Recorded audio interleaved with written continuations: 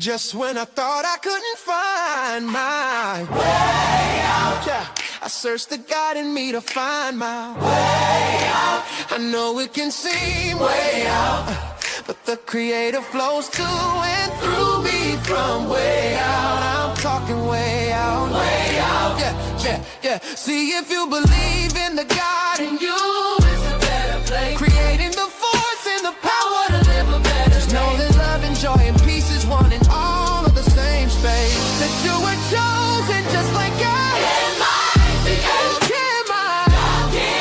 Your energy. That's right. Only you can make the change. Shine your head and you shine so bright from darkness from darkness to light. Yeah, and you'll find your way out. Yeah, oh, it won't seem way out. Yeah, the power of God will flow through you from way out.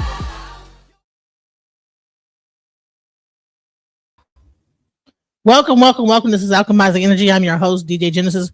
And I'm sorry to be so late, guys, but I have had to work. I've been working, so I'm just getting home, and I've been wanting to cover this trial. I was hoping that I would be able to get some footage from Watching the World, but I'm not sure if he's made it into town yet. But I do have some coverage of the trial. Shouts out to Nick at Night and several other content creators that are giving information on what happened. So the first thing that I want to cover is the complete freeze out that's been going on with the media. Like, the biggest thing that's happening in this whole thing is that the courts are really trying to limit the access to the courtroom to the media. You know, they're trying to, I think, avoid a racial upheaval. You know, they don't want it to become like a SHIT show. So there's a lot of people that are probably not going to get access to this trial as they thought that they would. So I think there's some people that are probably not really going to be going up there as much, because I think that they're only allowing certain media outlets to go. But let's hear from a person I adore, Nick at Night, and she's there at the trial, and she is going to be covering it. So let's go and hear what she actually has her footage from earlier today. Let's go. Mic today, but hold on, let's see. Oh, okay, I'm back. All right, so hey y'all, today I am reporting live from the Karmelo Anthony trial. This is day one where they are starting jury selection. Today, there has not been a lot going on for us to report on. Actually, they have everybody in a secluded room away from the jurors, away from everyone. We can't see anything. It's just us in a secluded room, sitting there, looking at each other, basically. But there is a strict gag order in place, so there is not much, like I said, happening. But before we get into the case, I wanted to let you guys know a little bit about the judge, the climate, and everything that has been taken on today so far.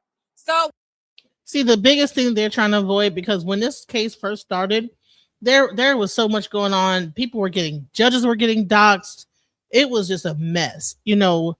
And the young man had just passed on, and you know, it was really a mess. The media, I mean, I think the family had hired a PR person to kind of like speak for them, and it really got very messy.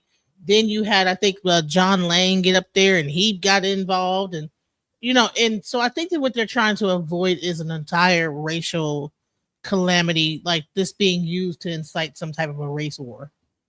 And then when you have the Chud the Builder situation, this is going to make up for a very, very, you know, polarizing trial. So I think they're trying to limit, you know, the amount of media coverage for that reason. Let's go. We got here early in the morning to kind of get a feel of what's going on, make sure we get a seat inside the courtroom, and make sure that we are here for these proceedings.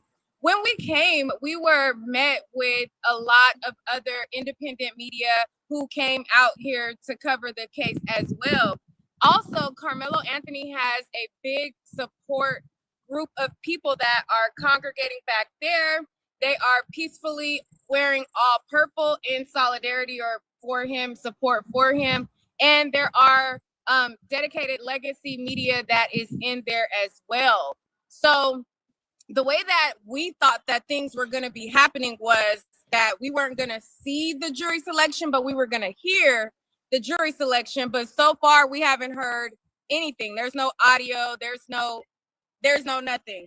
But I wanted to come to kind of give you guys a brief thing that I've read about the judge. And if you guys don't know, I'm covering the Karmelo Anthony trial. And we're here. So the judge that's presiding over the trial, his name is Judge John Roach Jr. He presides in Collin County, Texas, and he has a long stint as a judge. He has a very, very, very, he's like an advocate of like veterans, but he's very, very strict. So here, what it has written, it says he is a textbook legalist. In public statements and candidate surveys, Judge Roach has consistently defined his judicial law and not creating it from the bench. Expect a highly literal, by-the-book application of Texas evidentiary and procedural rules. It says that he is a veteran advocate. And it says beyond the standard of the criminal docket, he serves as a presiding judge for the statewide Valor program, which is the Veterans Accessing Lifelong Opportunities and Rehabilitation. And it says that because this case is high profile, they have pulled out all the stops. So this entire court is shut down for only this trial. So there is no other like business happening. They have shut down the entire court to only operate in business for Karmelo Anthony's trial. There is a heavy sheriff's presence. They definitely let it be known that they are no nonsense. They have a bunch of sheriffs right in the beginning, and then they have a bunch of sheriffs inside, and they have like heavy sheriff's presence here, and they are making sure that everybody is by the book, that you can't bring any electronic devices in, you can't bring a cell phone in, you can't bring an Apple Watch in, you can't bring your glasses if they look like they might be Meta glasses. You can't bring in anything that may look like it might be able to record. You can't bring nothing. So everybody had to take their phones to the car. The people who traveled here that didn't come with the car and that came in like an Uber or something like that, they had nowhere for their phones to go. They had to figure it out. They are very, very strict, and it's interesting. All of the legacy media that they selected, they look exactly like I predicted them to look. Okay, like older, generational people. That's who they selected for legacy media. Now, around, I want to say, after we had been in there for like an hour, in came this woman in a suit, like she just commanded the room, and she was looking for like the front row of seats. I don't know who she was, but she wanted the front row to whoever the people were that was with her, and they wanted to move everybody that was on that side away. They ended up, I guess, not having enough seats to accommodate, so she didn't come in. I don't know if she's in a special room. I have not seen anybody from the Metcalf's family here, but I have seen individuals who identified themselves as Karmelo Anthony's family. It's like 3 or 4 individuals. It's not like his mom or anything. It may be like extended family, but there is a lot of people that are in support. I thought just from the tone of social media and the way that, the online chats were going to be, I thought it was going to be more non-melanated people, but actually there is a lot of people who look like me here covering it. There's a lot of independent media here covering it.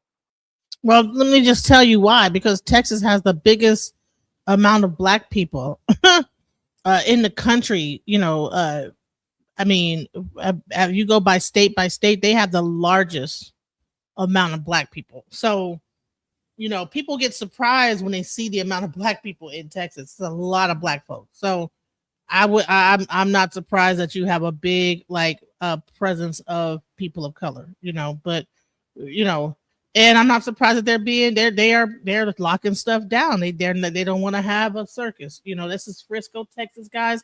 This is a rich Collin County. It's a rich area, and they don't want all the rigmarole happening in their area and things like getting all tore down and tore up. Let's go. And it's not that, I mean, aside from legacy media, it's not that many people here that don't look like us, if you get what I'm saying, so far today. But that's just today. The actual trial does not start until Thursday. So they're going to be doing a jury selection. Expect that to change on Thursday. Trust me. You're going to see people are just getting their tickets. I think that the biggest thing is that, you know, Spirit Airlines and those airlines are a little bit more pricier. So some people might have some issues like flying out there, you know. It might be a little bit more pricier to get to this trial versus, you know, people was able to get on Spirit and get booked $100 flight to get to the Diddy trial.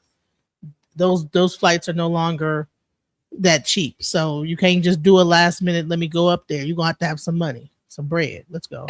All the way up until Wednesday. There's nothing happening tomorrow. There's going to be a jury selection today, jury selection Wednesday, and then they're going to start with their opening statements on Thursday, and that's when the actual trial will start.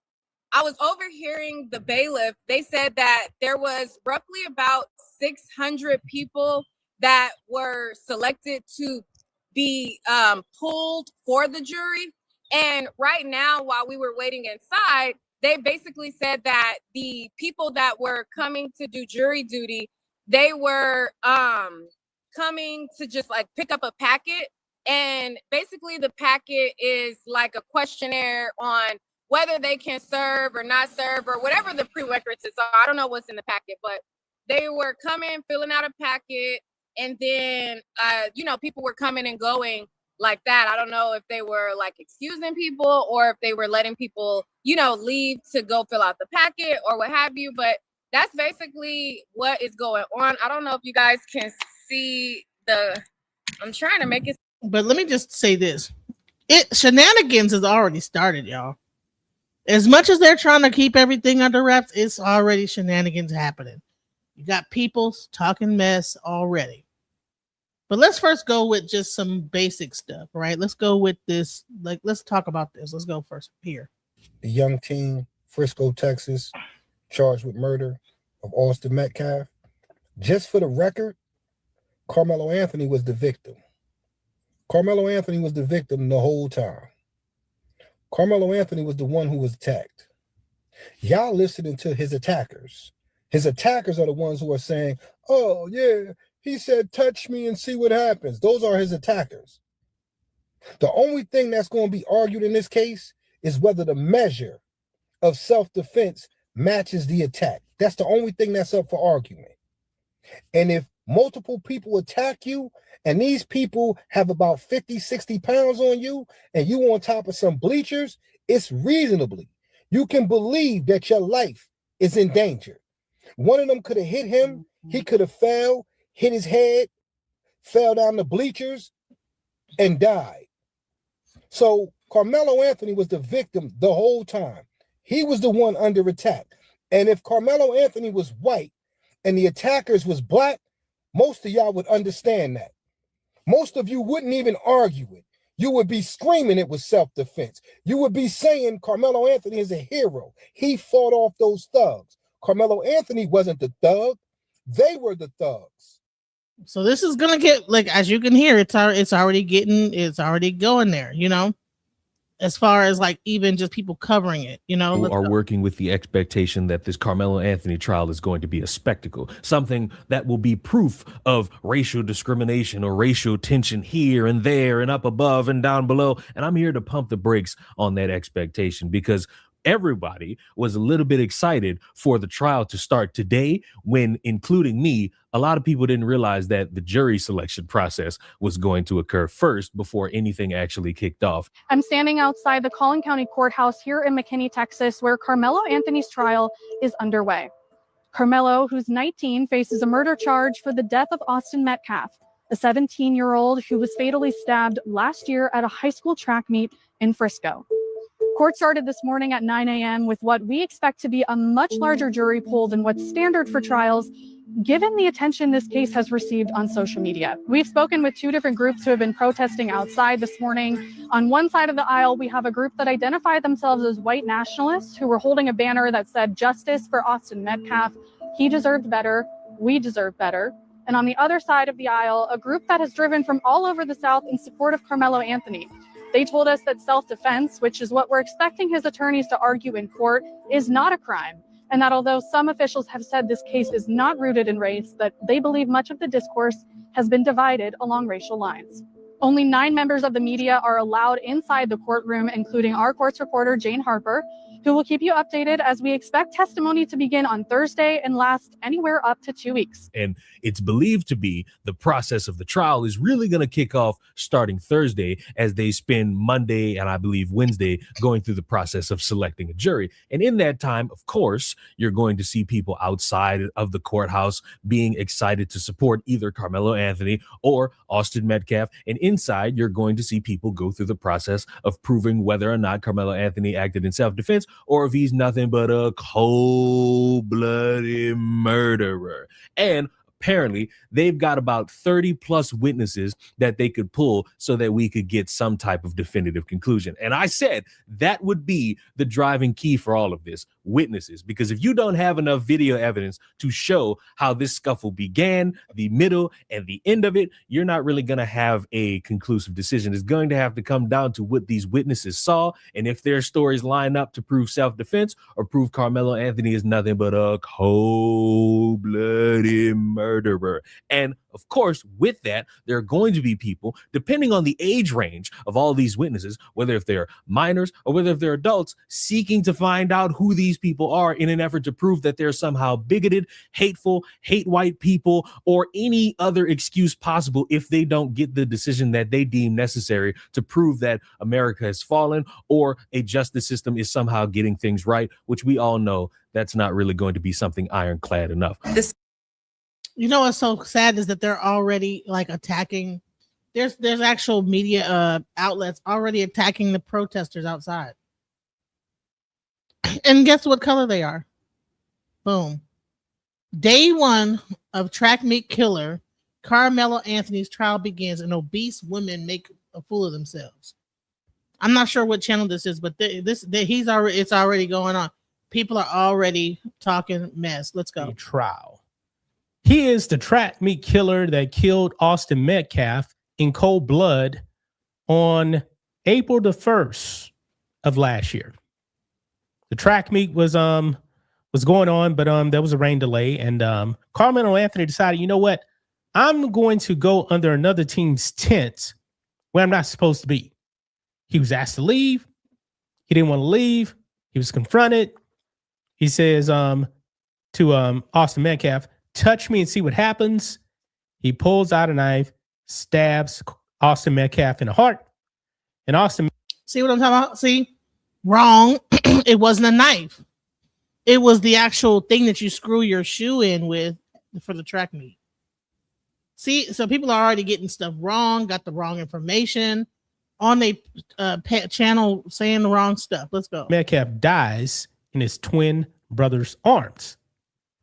And Karmelo Anthony ran, and then he turned himself in to the police, and allegedly he says, I'm not alleged, I did it. Yeah, he's trying to claim self-defense, but guys, it's going to be hard for Karmelo Anthony. Well, first of all, like, see the story, this guy is telling the story wrong. Because that's not what Karmelo Anthony said. He says, well, this should be considered self-defense, right? Because I got jumped. That's what he said. He didn't go up there and say, I did it, And if you're a cold-blooded killer, like, why would you, be running to the police and say, hey, is this it should be self-defense because I was being attacked. But he's making it seem like he was like, yeah, I did it.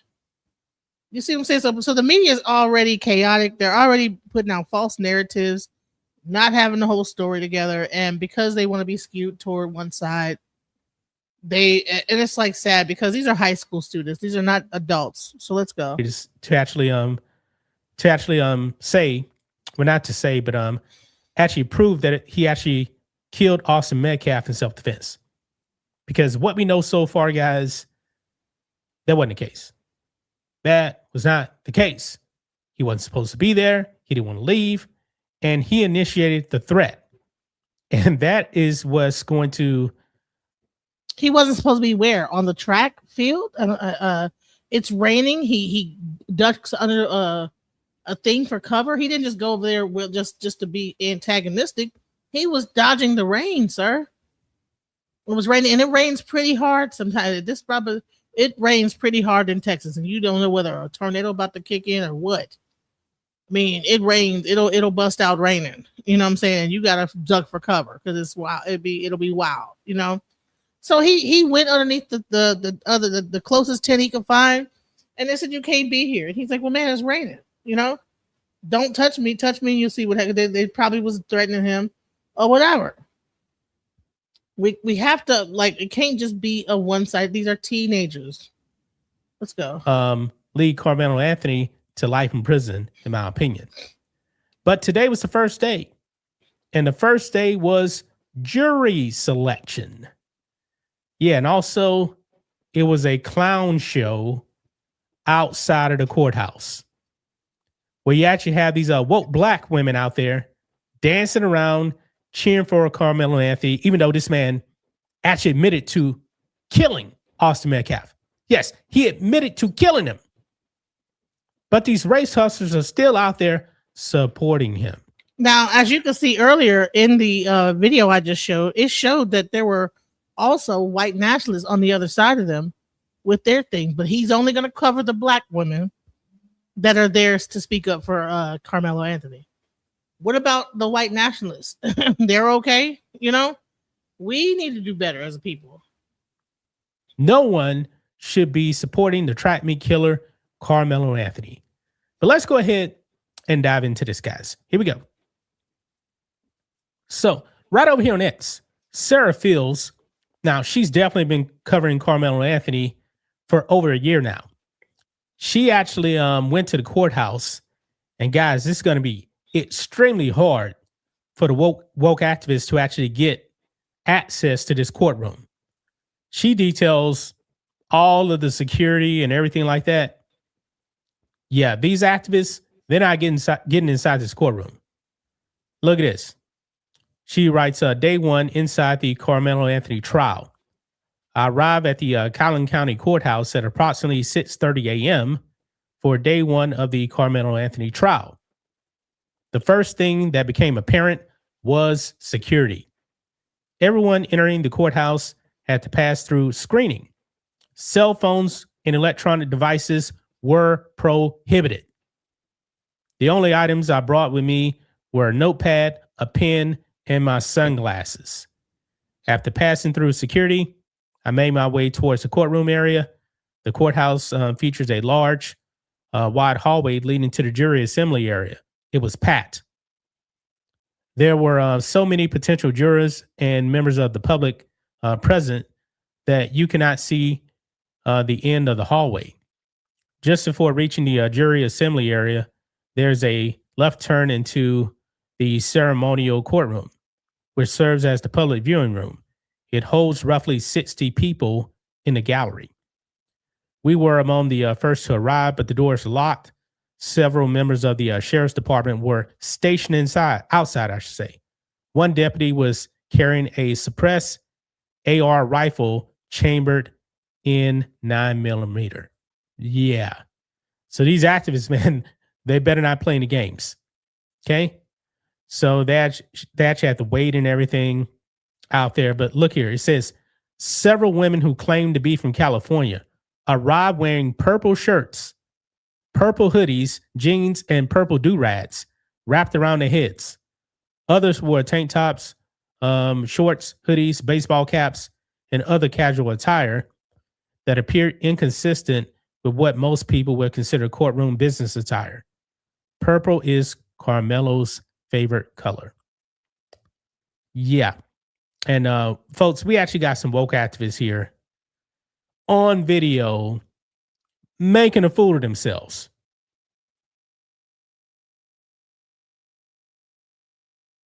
Here we go with the woke thing. You know, so just because a person is trying to be an activist for Karmelo Anthony, they have to be a woke activist because they're wearing his favorite color.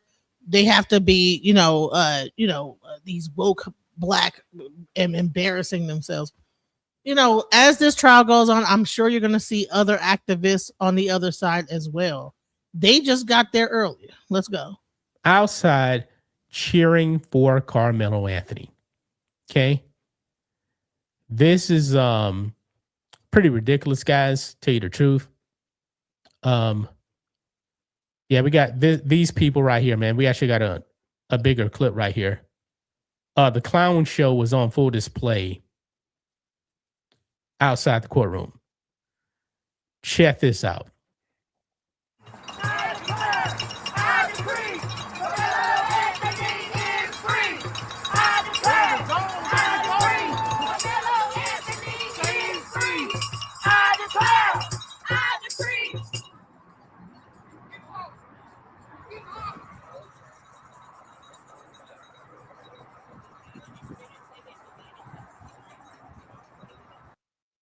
You can't make this up, man. You can't make this up. So So what is wrong with that? Like, they were protesting, and that's what I mean. People, I mean, I remember when the immigrants and stuff in Minnesota were being attacked. People were wearing costumes and everything. When ICE was out, like, doing things, people were throwing dildos at the cars for ICE. But they just have a tambourine and they're doing a chant, and all of a sudden they're woke activists and they're embarrassing themselves and they're obese, and this is gonna be a crazy trial, guys. And I hate to see it, but let's go any further. Let's hear what else he has to say. It's also, so let me go back and play this again.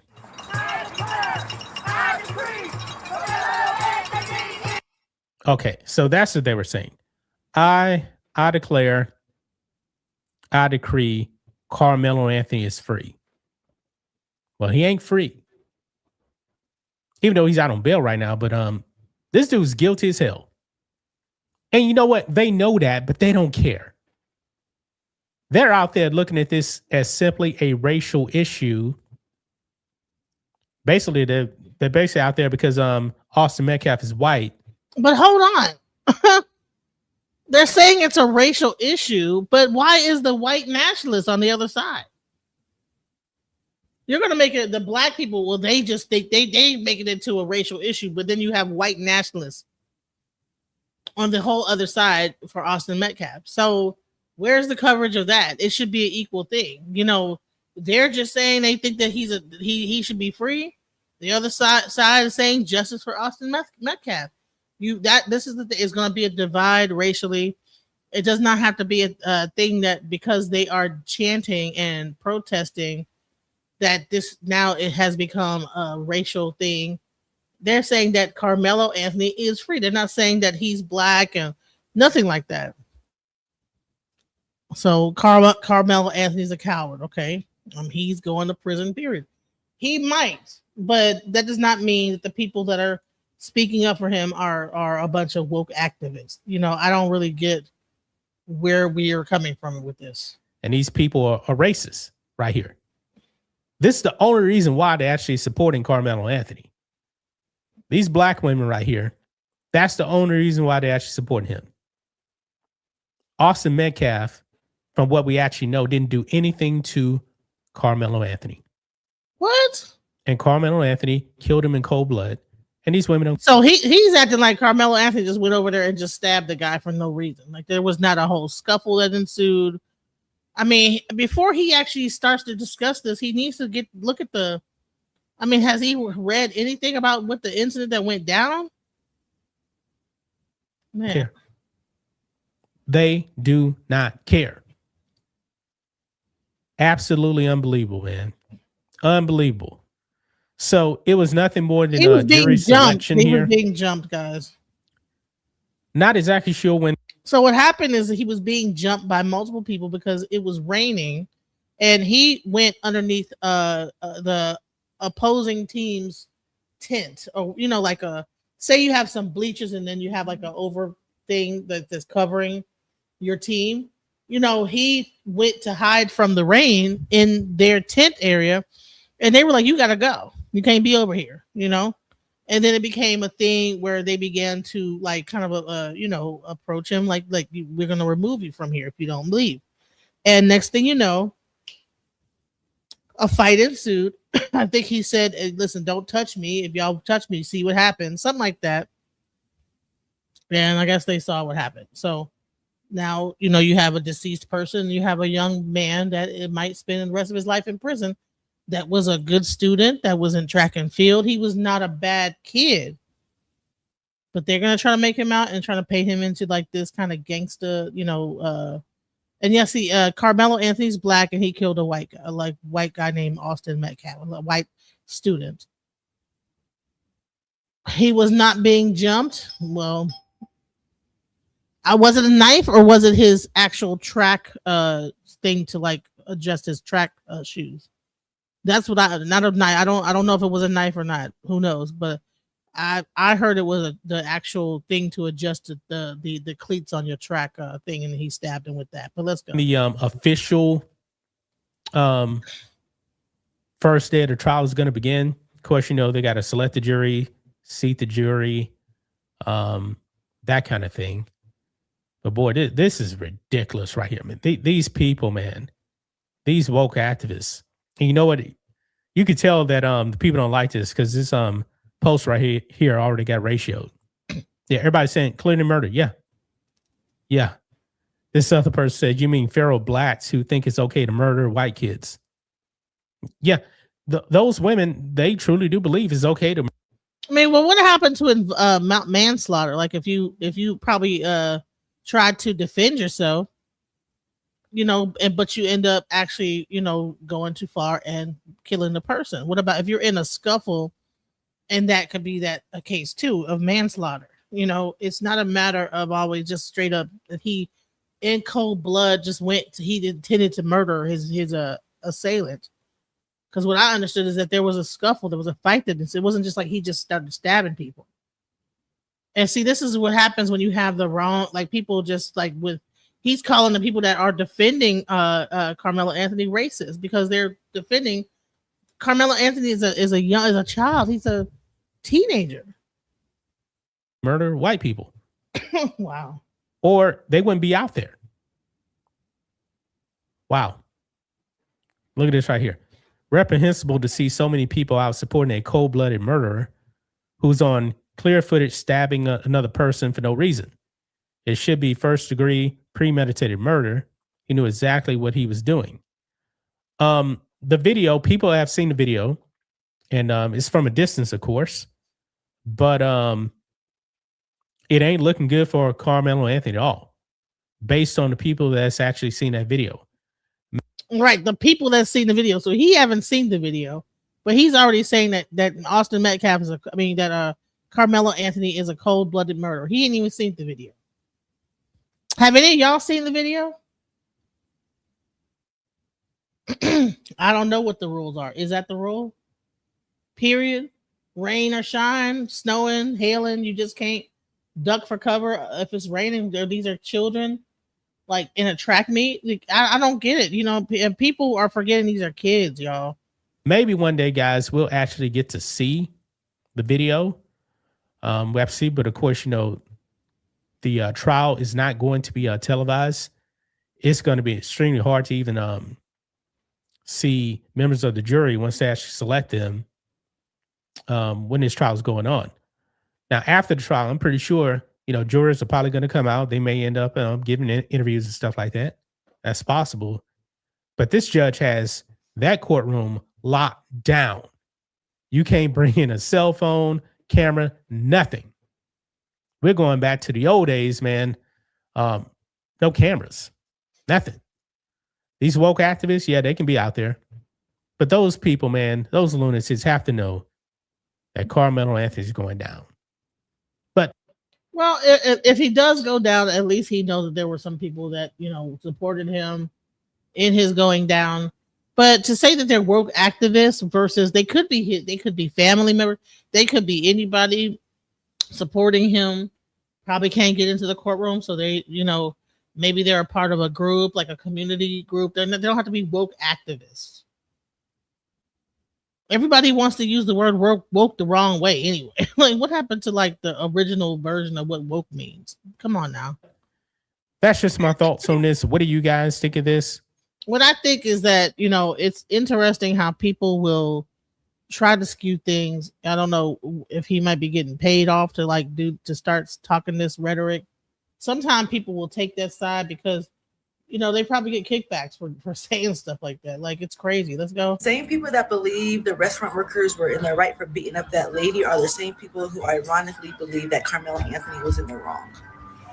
With that being said, I will not elaborate. What I want people to walk into this expecting is a by the books trial. If you get anything else, if you get anything extraordinary, if you get anything that's a spectacle, it might come from outside of the courtroom where you have agitators trying really hard to prove either white people are being targeted or black people are being targeted. And those people are nothing more but comedy fodder for us. They're not really substantial inside of the courtroom. The courtroom is where you're going to have to see evidence being brought to the forefront. And because you have all these outside factors making everything fucking stupid, they've made it to where you won't be seeing it live streamed. You won't see it on court TV. You won't see it on Law and Crime Network because you've had so many people making it something that it's not, trying to transform it into one big spectacle. Some motherfuckers are itching for a George Floyd 2.0. Some motherfuckers are out there demanding that the whites stand up. They're turning it into this big ass spectacle, and it's been shut down because a lot of you motherfuckers are not trustworthy with information. So greetings, everybody. Thank you for being out here. My name is Melina, and I organize with Black Lives Matter Grassroots. I'm grateful to be in coalition with everybody. And, you know, we know we're here to represent and to support and to have the back of Karmelo Anthony, who could be any of our sons, any of our brothers. One of the things that we are not downplaying is that this is absolutely a racist ass case, right? So one of the things that we noticed with media is they're acting like they're asking questions about why does this have to be a black and white issue? You made it a black and white issue, right? If he were a little white boy defending himself from some bullies, there would be no trial, right? So we want to make sure that we know that black people, I know I'm speaking to the choir, right? That black people, we ride for each other. And that's how we ended up here. And we're having to wait on our... But hold on, because there was also white people that were saying the same thing as well. We forget that John Lane went up there and he had a whole, he tried to make a whole protest before the trial even began. So it is a lot of outlying people that are trying to make this into a racial thing, which it really was just a bunch of kids and things got out of hand. You know, it was a rival team. Things got out of hand. And Frisco is kind of known, you know, for I think both teams were were very heavy rivals of each other.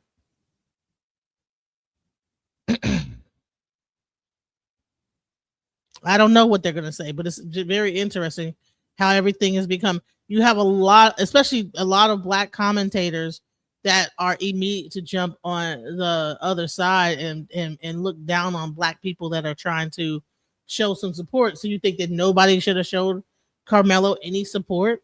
Meanwhile, the white nationalist group are there. There's a whole white nationalist group out there waiting for something to go down. Let's go. Hands and knees to see how this court proceeding is going to play out. They say it's probably going to be 2 weeks, and that's going to be a long, excruciating 2 weeks for a bunch of people because they're desperate to see every waking second of every minute of the hour as it goes on, while I'm just sitting here waiting to see how it all plays out and what gets brought up, what conversations are had, and what witnesses either prove his innocence in self-defense or prove that he needs to be in jail. And that's how we reach a conclusion where somebody's going to cheer and somebody's going to complain. Somebody's going to say that the justice system got it right, and another is going to say that the justice system is corrupt. And when we reach that point, all we got to do, as I said in the last video, is put them motherfuckers in those categories, because we know it's going to happen. We know it's going to play out like that. It's going to be people in denial about what truths come out and what witnesses have to say and whatever evidence else comes up, because as I said in the last video, while it was cold as fuck for him to respond that it wasn't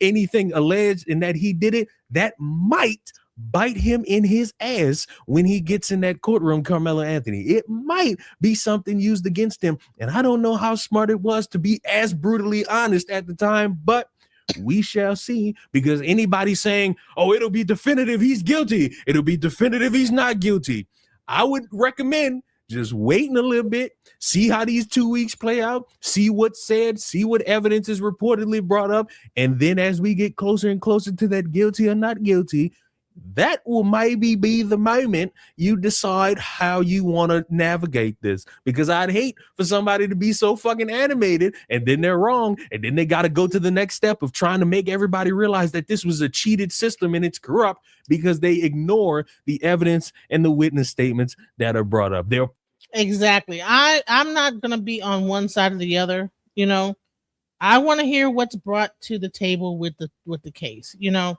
this is not about race for me. These are two kids that got into an unfortunate event. Things escalated. They're both two young men that things went too far. You know, I don't look at it as a white boy and a black boy. You know, but you know what we are talking about is the judicial system. And a lot of times, because of the fact that we've had so much things go on, that the first thing that people jump to is race. But I really believe that, you know, these are two kids, man. It is unfortunate that some young man's life was taken, and another young man's life could also be taken. Well, his life is taken. He can't, like, he had scholarships all down the drain. Everything that he had, like imagine being a parent. And you have a kid and he's, you know, he's in all this sports and this, that, the other. He's getting straight A's. You're thinking he's going to go to college and get a full ride and probably end up in the Olympics for track and field or whatever different athletic programs he was a part of, full ride to different colleges. And now, instead of him doing that, he's in the prison. He's facing life in prison. So, and then he's killed someone. I'm sure that is like weighing on his mind, that he replays that every day. We can't pretend like he's just as cold-blooded as the other commentator said, killer, like that they said. First thing he said was it was self-defense, right? Because he didn't even know how to, if he was a real killer, he would know not to talk to police. He would be asking for, he would have just kept his mouth shut and asked for his lawyer, you know? Because most people that are really into crime like that, they know what to do when it comes down to like the police and talking to them. Both families will probably lose their son's life in a, yeah, exactly.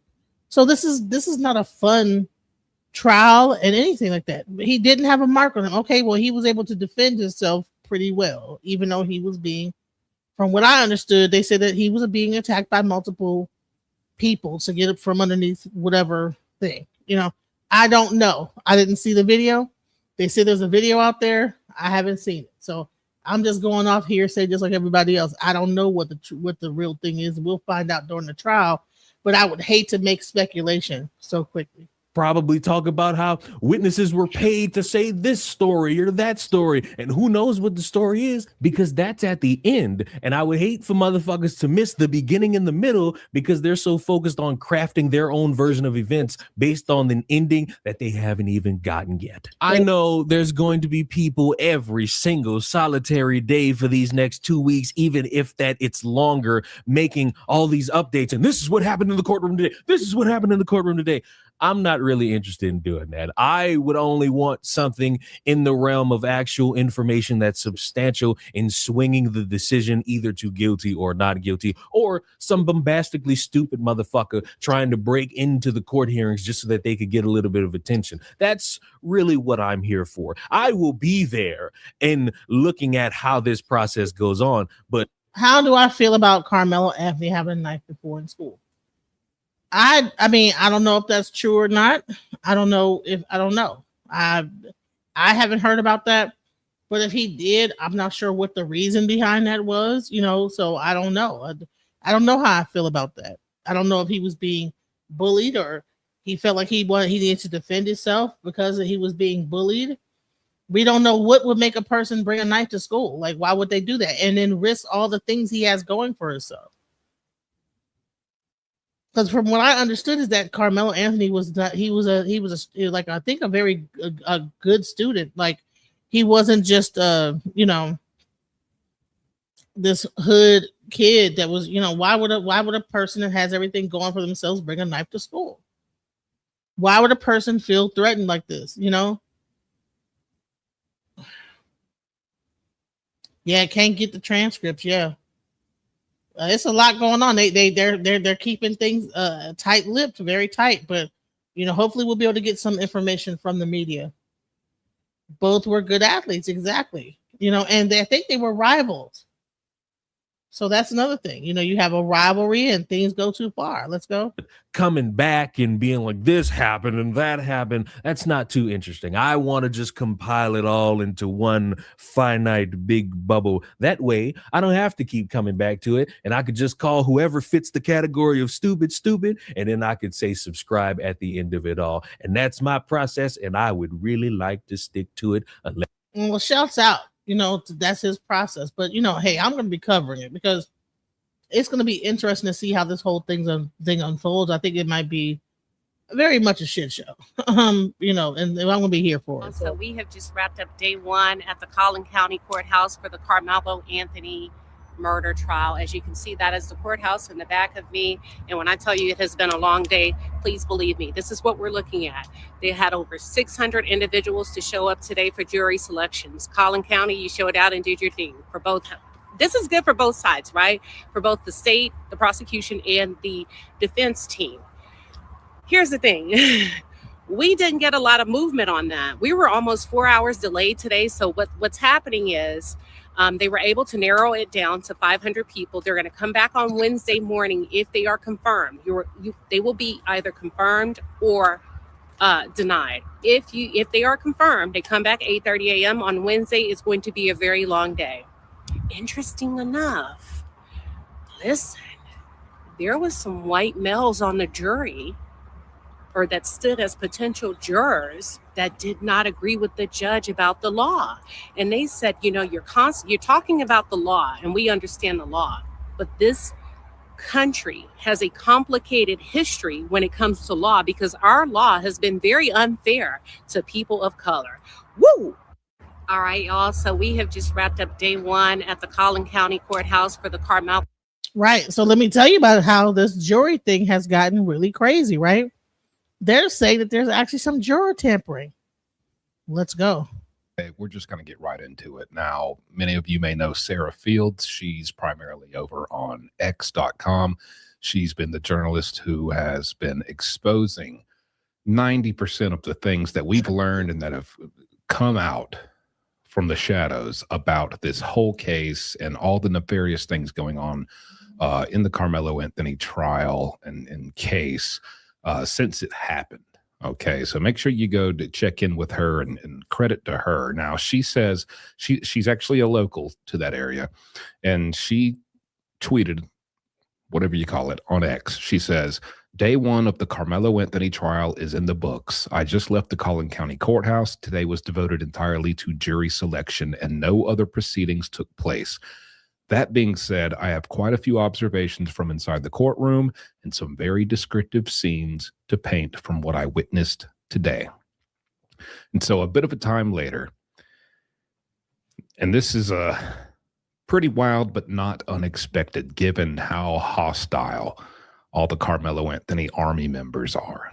Day one inside the Karmelo Anthony trial, I arrived at the Collin County Courthouse approximately 6:30 a.m. for day one of the trial. The first thing that became apparent was security, of course. Everyone entering the courthouse had to pass through screening. Cell phones, electronic devices were all prohibited. The only items I brought with me were a notepad, a pen, and my sunglasses. After passing through security, I made my way toward the courtroom area. The courthouse features a large, wide hallway leading to the jury assembly area. It was packed. There were so a lot of times it's because of that those jails are full and they don't have room to hold all of the people that are up there for trial. They have to like make room. So a lot of times you might see a lot of the black people. Okay, well, there's in those Democratic cities probably have a very large black community that are up for crime, and they have to choose which one is the most important one because they don't have enough room to hold everybody, you know. So it's not always because of they're black. It just could be because, listen, you know, we have to like choose the lowest common denominator, and we can't keep everybody. So we have to like get it. Like I said, people are wanting to jump into race immediately. That's the problem. Everybody wants to make it 100% race. Yeah, let them out because how can you keep if you're arresting 30 to 40 people a day? Where are you going to house all these people? You're going to have to let some people go. Either on their own recognizance, either because it's called pre-trial, whatever. I think it's called pre-trial thing, where if you have only one charge and you're not like a repeat offender, they'll let you go. There's different reasons why they do that. It's not always about race. So let's stop with the race baiting stuff. Let's go. many potential jurors and members of the public present that you could not see the end of the hallway. Wow. Yeah, I guess I should have expected that, you know. I guess I'm not too surprised, but it's just insane. Just before reaching the jury assembly area, there is a left turn into the ceremonial courtroom, which serves as the public viewing room. It holds roughly 60 people in the gallery. We were among the first to arrive, but the doors were locked. Several members of the sheriff's department were stationed outside. One deputy was carrying a suppressed AR rifle chambered in 9mm. Wow. Honestly, good, because you don't even know what these deranged supporters are going to be trying to pull during this trial or after. You know what's so crazy is he's talking about like the Karmelo Anthony supporters, but we have to go to Chud the Builder. We had John Lang jump up and say some wild stuff during the case with him, and he haven't even gone to trial yet. He's just in like trying to get his sentences, get his whole thing together, his court date together, and they were already in there while enduring that. So we cannot always blame it and say it's the supporters of the Karmelo Anthony. People like, listen, the white nationalists have equal footing in getting into a courtroom and acting a fool. So we need to cut it out with the black versus white. The verdict. While we waited, a heavyset man wearing a Hawaiian shirt, classic, repeatedly stared in our direction. At one point, he sat very close to us. As he walked past me, he quietly said the word, demon. As more people arrived, the crowd continued to grow. Several women who claimed to be from California arrived wearing purple shirts, purple hoodies, jeans, and purple do-rags wrapped around their heads. Boy, you sure are making this guy look like a class act. The grimace. How is other people coming to support him, making him look a certain way? They're coming to support him. He don't know who they are.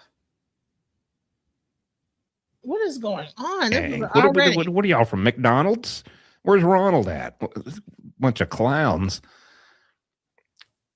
Others wore tank tops, shorts, hoodies, baseball caps. It's hot. It's 90 degrees, 90 something degrees. It feels like 110 in Texas right now. Have you been in Texas? Yeah. They're wearing shorts. I don't know about the hoodies. I don't know why they're wearing hoodies. That's crazy. But anyways. And other casual attire that appeared inconsistent with what most people would consider courtroom business attire. And in parentheses, it says purple is Karmelo's favorite color. Well, good gosh, isn't that sweet? We don't care. And, you know, I'm not surprised. I mean, these are people who are in support of Karmelo, someone who his entire family frauds and schemes and scams and steals and murders, doesn't follow rules, has no respect for anyone's family or loved ones or just the right to live on this earth. The last thing they're going to care about is, you know, I'll just throw on a wife beater and some basketball shorts. Might go barefoot. Who cares, right? Wow. Wow. The tension in the hallway was palpable. You could almost cut it with a knife. At approximately 8:52 a.m., I approached one of the deputies and asked how seating was going to work. My concern was that if no line was formed, people would rush the entrance once the doors opened. Absolutely. Valid. His response surprised me. He said, "I'm really going into this just as blind as you are." Golly. You know, that's the main reason I didn't fly down to Texas to be there on scene as she was, because I'm not going to jail in Texas, man. At that point, I made the executive decision to start a line myself. I walked to the front near the security table where purses were being checked and planted my feet.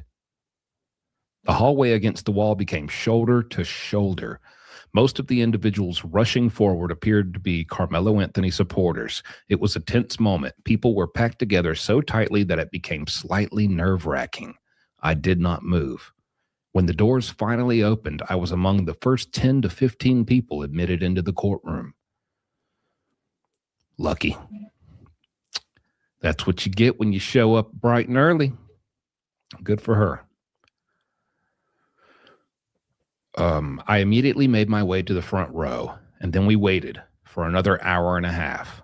At one point, members of the public seated in the front were asked to move because family needed those seats, so we complied. The situation raised questions in my mind. Why were family members being mixed in with the public seating area? I waited to see who the seats were being reserved for, but shortly afterward, deputies informed us that we could move back because they had decided to seat the family somewhere else. Not long after, someone informed me those gathered in the room that the viewing screens would likely not be turned on. Jury selection was not really happening in a way that the public would find eventful. Jurors were being given packets, completing paperwork, and being screened for eligibility. At that point, I decided to walk around the courthouse. As I exited the courtroom, I encountered a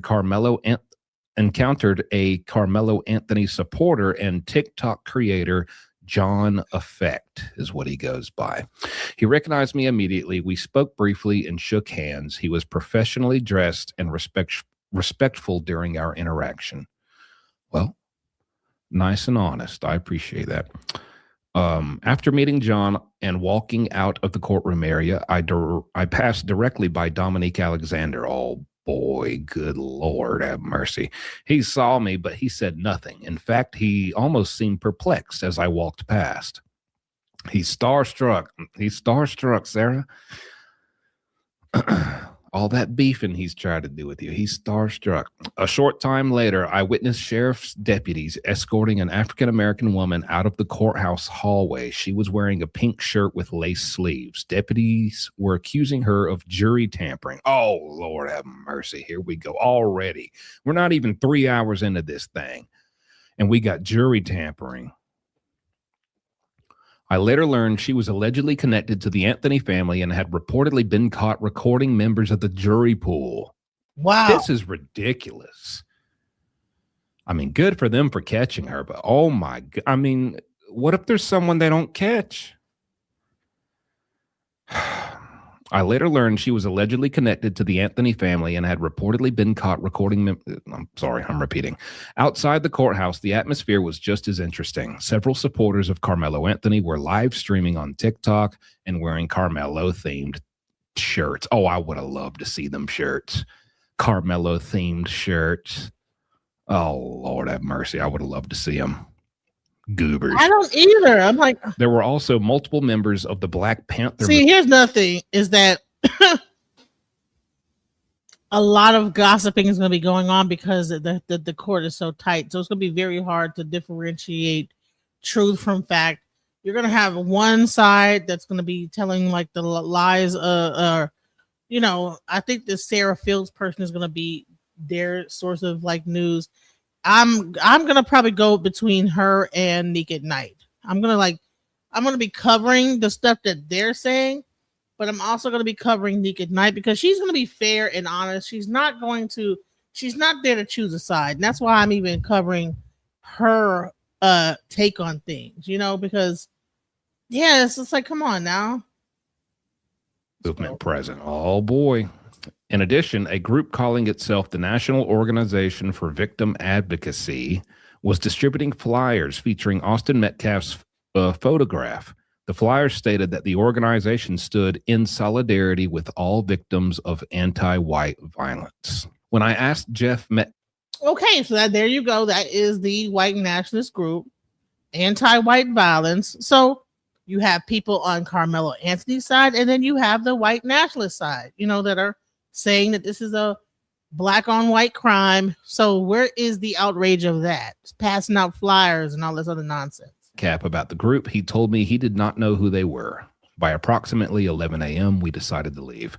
Nothing was taking place inside the viewing courtroom. The screens remained off. There were no proceedings being shown to the public. I haven't heard. Day one ultimately consisted of juror processing, questionnaires, and administrative matters. From a courtroom perspective, it was largely uneventful. I figured it would be. But then again, from a courtroom perspective, yes.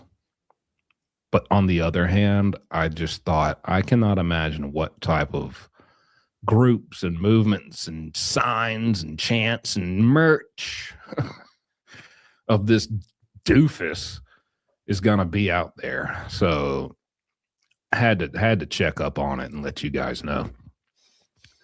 From an observational perspective, however, it was interesting. And at least one individual was escorted out over allegations of jury tampering. I will return Wednesday for the continuation of jury selection. Okay. So nothing going on. Allegations. So she has not been actually like charged with it, but it was people are, you know, like I said, heard it through the grapevine. Well, it looks like she had some jury tampering.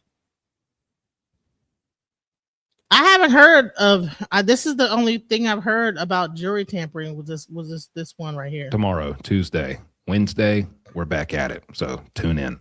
You know, I'll give you all the recaps.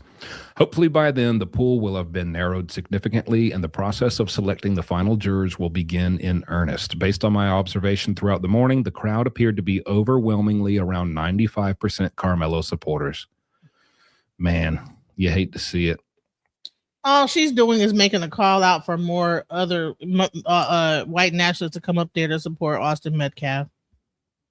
And that's okay. You know, he should have support. So should Karmelo Anthony.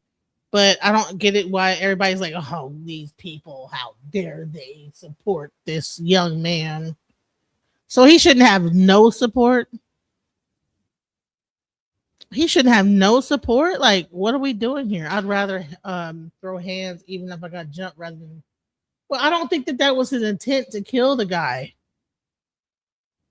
I don't think that he meant to kill this guy. He said it was self-defense. Let's go. You hate to see it, but once again, kudos to Sarah Fields, because even with, I mean, that being the case, that's sad.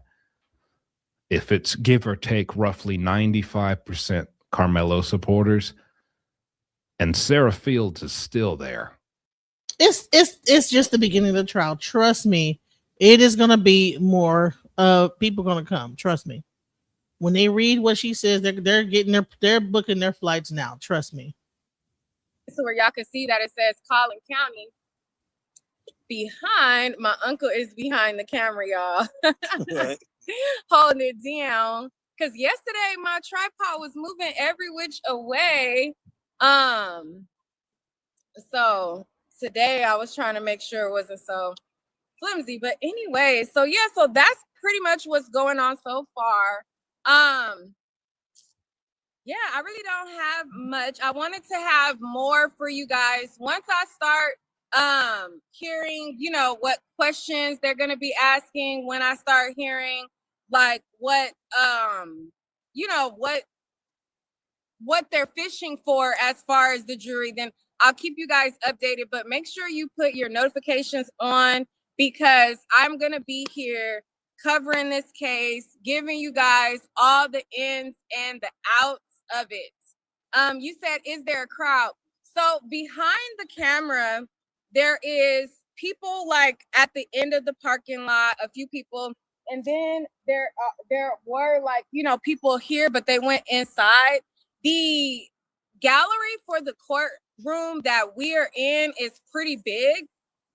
It's one of the biggest like courtrooms that I've been in. So it's very spacious. And as she said, is that there's nothing else going on but that case there. They're not doing any other cases because they need to make sure that that whole courthouse is locked down. That is how serious this could get, you know, where you have people race baiting and stuff like that. Let's go. And comfortable, I might add. The seats are very comfortable inside. So that's that. Let's see what else I wanted to talk to you guys about. I'm gonna definitely do a very extensive breakdown of the case. Those of you guys who I'm gonna just go ahead and jump to her breakdown because, you know, like everybody's really talking about like what Sarah Fields says, but she's gonna break this whole thing down. Let's go into it. do some things. We're going to get on into this gig. So if you guys do not know, like I said, we're going to be talking about Karmelo Anthony and the trial and everything of the things. But before I give you guys some of the background scoop and some of the information, let's just break down how this trial came about, what is going on, what happened, what is alleged, and so on and so forth. So first off, at the time that this happened, he was 17 years old and he was at a school track meet. Now, he is 19 years old now, and the victim in the case, Austin Metcalf, was 17 years old as well. So it says, the following. Okay, hold on. Let me see some of these notes that I jotted down. All right. So this case, if you guys remember, and what I want to continue to emphasize as I do my coverage is there is a lot of racial tension surrounding this case. You see a lot of racists being extremely racist, and it is showing with this case. This case turned from a tragedy to something that has been creating a racial divide. There are influencers and bloggers on Facebook that are further trying to create this divide. They're trying to rage bait. They're trying to, you know, send out lynch mobs and skewing facts and truth and skewing the information crazy. Okay. Like even today, I saw reports that were completely fabricated and far from what actually happened. And that is what happens in these cases when some people are motivated by, you know, those racist dollars clock in. As you guys see, when Chud the Builder did his whole thing where he was antagonizing Black people, and then he went around and effed around and ended up shooting a guy and shooting himself. They poured in the dough, okay? A lot of them poured in the dough. His crowdfunding rose up. So there's also individuals who are covering this trial with the same similar motivation, skew the truth, make everything seem like the most bizarre as it pertains to Black people so that those dollars can come in. And thank you. And it's also Black reporters that are like really trying to jump on the bandwagon of like dissing the Black people for supporting Karmelo Anthony. I don't see no one saying anything about the white nationalist group, the KKK, and all whoever's coming out for that, the Nazis. No one is talking about what they're doing because they're, you know, I guess they're not like yet. They haven't got to like tripping yet. You know what I'm saying? But as this trial goes on, I can guarantee you it's gonna get heated. Let's go.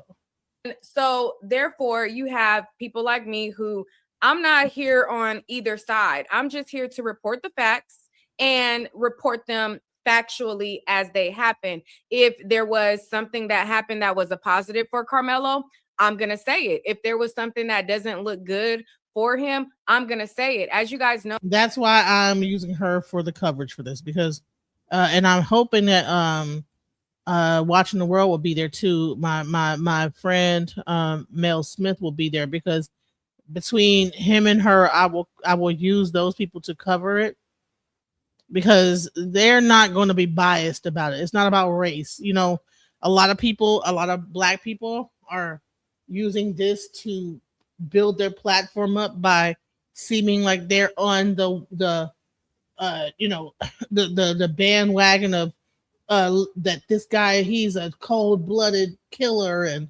murderer, and let's stop it. He's a teenager, 17 years old, at a track meet that something very tragic happened, very unfortunate, and we need to focus on that, not race, and not starting a whole race war about it. Let's go. there has not been a lot of information released about this case. There was an initial police report that we can go off of, but early on into the case, the judge issued a gag order. He issued a very strict gag order to where Karmelo's family is not supposed to be making statements. The Metcalf family is not supposed to be making statements. The lawyers or anybody that is a witness of the case or involved are under a very strict gag order to where they cannot speak out. They cannot make interviews. They cannot talk about the case. So there are people who are trying to create, you know, what they presume to be the truth. And it's disgusting. So we're going to stick to the facts and that alone. So let's get into some of the background for those of you guys who don't even know who Karmelo is, if you never heard of the case, if you don't know anything about it. So according to the police report of the case, a dispute breaks out over the seating arrangements under the tent. So basically what happened was there was a storm, and there was a storm at this track meet. It was around 10 a.m. at the David Q. Kendall Stadium in Frisco, Texas.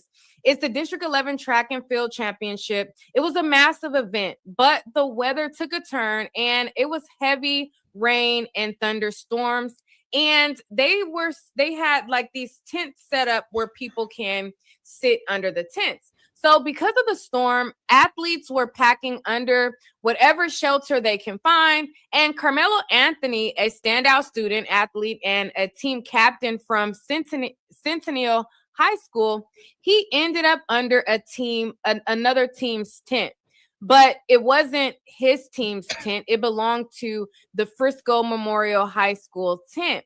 So inside that tent was Austin Metcalf, who was a junior and MVP linebacker for Memorial, along with his twin brother, Hunter. So according to the police report, it says a dispute broke out over the seating arrangements under the tent. Hunter Metcalf tells Anthony that he needs to leave their team's area. Austin steps in, and a confrontation goes from 0 to 100 real quick. So it says witnesses say it was a rapid back and forth verbal argument. Per the affidavit, it says Anthony allegedly says, "Touch me and see what happens," while reaching his hand into his backpack. So clearly at this point, it's a storm happening. Okay, so it's not like he's just under a tent just because he wants to be under somebody's tent. There's a storm happening. It's raining. It's pouring outside. And Karmelo Anthony goes under a tent like, okay, I see a tent. Let me get some shelter. And according to the police report, the twin brothers of the other one was like giving the "boy, you gonna get up out of here" rhetoric. And he basically was, standing his ground, and they got into an argument. So from that argument, things continued to escalate and go further. So it says, one of the witnesses say it was, like I said, a rapid, back and forth verbal argument. And that's when he said, "Touch me to see what happens," while reaching in his backpack. Austin pushes Anthony on the bleachers. Anthony responds, punch me and see what happens. Austin pushes him again to get him out the tent. Okay. In a split second, Anthony pulls a black knife from his backpack and stabs Austin once directly in the chest. Anthony flees the scene immediately while Austin runs down the bleachers, clutching his chest, shouting for help. Despite athletic. Okay, well, I stand corrected. So he did stab him with a knife. I got the wrong information, so I can admit when I'm wrong. Okay. From what I had told, it was like a cleat thing that you like use to like put your cleats in. So okay, I was wrong. So it was a knife. Okay, didn't know that. All right, that's athletic trainers and first responders performing CPR and administering blood right there on the field. Austin tragically passed away shortly after arriving at the hospital, and it was reported that he died in his twins' arms. Now, let's take a fast forward through how we got to the courtroom today, because the legal path has been chaotic. So the arrest, it says, Karmelo Anthony, he surrendered to authorities shortly after the stabbing. Before he is even officially questioned, he tells the arresting officer, I was protecting myself. He asks if Metcalf is going to survive and if it can be considered self-defense. He was charged as an adult because in the state of Texas, when you are 17 and there is this type of crime, they charge the individual as an adult. So he was charged as an adult with first-degree murder, and his bond was set at $1 million. Now, that's where a judge by the name of, what was her name again? Hold on. Anyways, a judge presiding over the case, which was a Black woman, she decided to reduce his bond, being that he did not have any priors as far as like a prior record. He was in school. I believe that he was like on the honor roll. He was allegedly, according to what was put out there, a good kid. And so the judge decided to reduce his bond to $250,000. Now, once she reduced his bond, there was a lot of backlash. Okay, there was a lot of backlash. Judge Angela Tucker had to completely, call out all of these things. Let me pull up an article that talks about how she was doxxed, how people threatened her, they gave her death threats, and so on and so forth. Now, as you guys know, whenever there is a judge that considers bond and what's appropriate, they always go off of the prior history and prior bad acts. If that individual does not have a bunch of prior bad acts, they have all of these things like they do like this balancing scale, they determine whether or not this person is a danger to society. They weigh the evidence, they look at the case, and this judge decided that he was not a danger to society and he was allowed to get a $250,000 bond. Now, once he got this bond, like I said, people started to dox her. Hold on one second. I had the link up, but where I think did that it go? Where did it go? Okay, hold on. Let's just pull it up again. If I'm not mistaken, that Sarah Fields lady, Angela, get or her audience or something like that. Yeah. So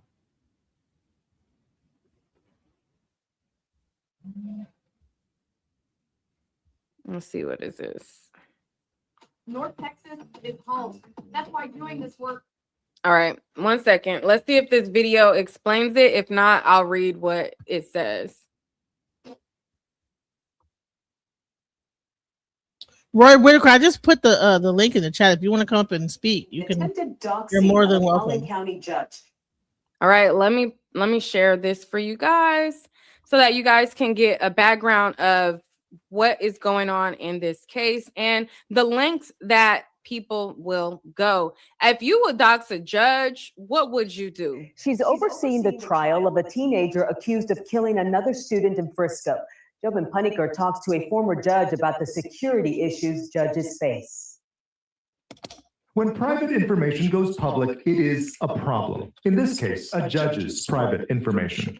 Add to that a case that has made national headlines after a Frisco student allegedly stabs and kills another at a track meet. Collin County told us earlier this month about a possible case of doxing involving the judge, Angela Tucker, who lowered the defendant Karmelo Anthony's bond, allowing him to bond out and go into house arrest. The fact that she and her family are being made to endure what they are as a result of being doxxed because she simply did her job as she was supposed to, it sickens me. And it angers me. Scott Becker was once a judge in Collin County for 8 years in the 219th. Now he's an attorney, and he tells us what we've been reporting for a while, that cases are assigned to judges by random. I wonder if the controversy is because Judge Tucker is an African American and the defendant is also African American.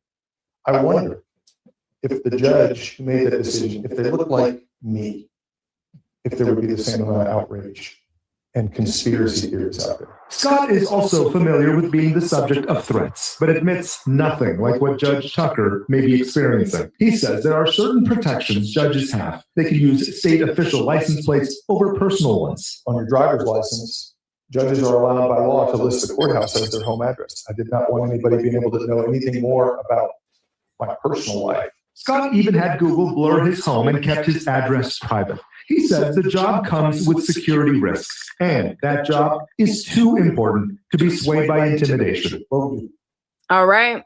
So as you can see, there was people who went as far as to dox the judge. Now, this is a person who is in charge of the balancing act, and they were so brazen that they doxed her information. They sent her death threats, and there was a lot about this that was very unsettling to me and to a lot of people who was viewing what was going on. So you have some media people that are getting mad because there are people there dressed in purple to support Karmelo Anthony. But how many of those people were doxing judges, threatening their lives? I mean, that I don't think that these people were doing that, but they got mad because they were just there in support, banging drums for Karmelo Anthony. I think it's interesting. Now, it's stated also that amidst all the outside political groups trying to use this tragedy to fuel a race war, Austin Metcalf's father, Jeff Metcalf, stands up and completely condemns the outside agitators. All right. So it says, all right. So, let me go back up to this. Okay. So it says, all right. So he bonded out under a strict house arrest with an ankle monitor and a total ban on social media. So he was totally banned. He cannot say a thing on social media. He can't defend himself. He can't say anything. Total ban. No social media. So it says this move sparks absolute fury online and on the ground. The case becomes deeply polarized along racial lines. Anthony is Black. Metcalf is white. Crowdfunding campaigns raised hundreds of thousands of dollars for both sides. Okay. The backlash gets so intense that the judge, when she was doxxed, Anthony's family received also severe death threats, and the court eventually has to approve moving Anthony to an undisclosed location for his own safety. So just so we're clear, she said in the beginning she's not going to take a side. She's talking on both sides. She's saying what's happened on Anthony's side and also on Metcalf's side. So she's not going to be biased toward any side, and that's why I chose her as the source that we're going to get the information from. Amidst all the outside political groups trying to use this tragedy to fuel a race war, Austin Metcalf's father, Jeff Metcalf, he wanted to condemn the outside agitators and saying that he doesn't condone anyone trying to create a racial divide, which is ironic, being that the main person who is saying that they are a spokesperson and they are like speaking on behalf of the family is the main person creating this racial divide and trying to make things as political, as racial, as deplorable as possible, even skewing the events that happened today, you know? So that's ironic. I don't know if he was genuine or performative, but hey, that's what it is. So before we get into, you know, the self-defense and first degree murder and all of those things, I'm going to take a pause and just let you guys know about my journey to covering this case and coming to cover the trial. Now, what I saw online before I came to Texas was a lot of people who wanted to have one voice, only one narrative, and the narrative did not seem balanced. It did not seem fair, and it did not seem fact-based. It seemed to be based on rage baiting, racial division, and it seemed based on everything else other than the facts of the case. Being that I'm a person who has covered several trials, from the Tory Lanez trial to the T.I. and Tiny OMG Dolls trial to the Diddy trial to the A$AP Rocky trial, I have had all of the major publications cover my reporting from each trial that I have covered. I have landed in, you know, documentaries for my coverage in the R. Kelly case. I landed in documentaries on my coverage of the Carbonation cult case. And I think that me being on CNN at the Diddy trial, along with all of the other accolades that I have received from covering trials, proves that, hey, we're going to stick to the facts over here. So if you want to go where, you know, people are going to just be making up stuff, trying to make themselves be, you know, a particular way because they have an agenda for them crowdfunding funds, then hey, there's a place and a home for that on this case. But, you know, over here, I want to come and speak what I actually see. But being that I saw that there was so much of intimidation, people trying to silence people, them doxing the judge, I wanted to make sure that I was safe as far as, you know, making sure that I had people there with me at the trial, like as the trial commences. And this was the first time that I, you know, took extra measures to make sure, you know what I'm saying, I was good. I'll just say that. Yeah, so even my coverage on this, you can see the comments, like without even looking at the profile and seeing the race of the person, you can kind of discern what race they are by what they say, because the tone and the vitriol is different. Like there's some people who are Black who feel as though, you know, he should have never had a knife at the fight at the track meet, and he should have never stabbed Austin, and they feel like he's guilty. But when you see, I did see that. It wasn't his father. It was some media PR firm that did that. It wasn't his father. So that's another. See, people need to like do the research and learn more information. People are just going off of like whatever.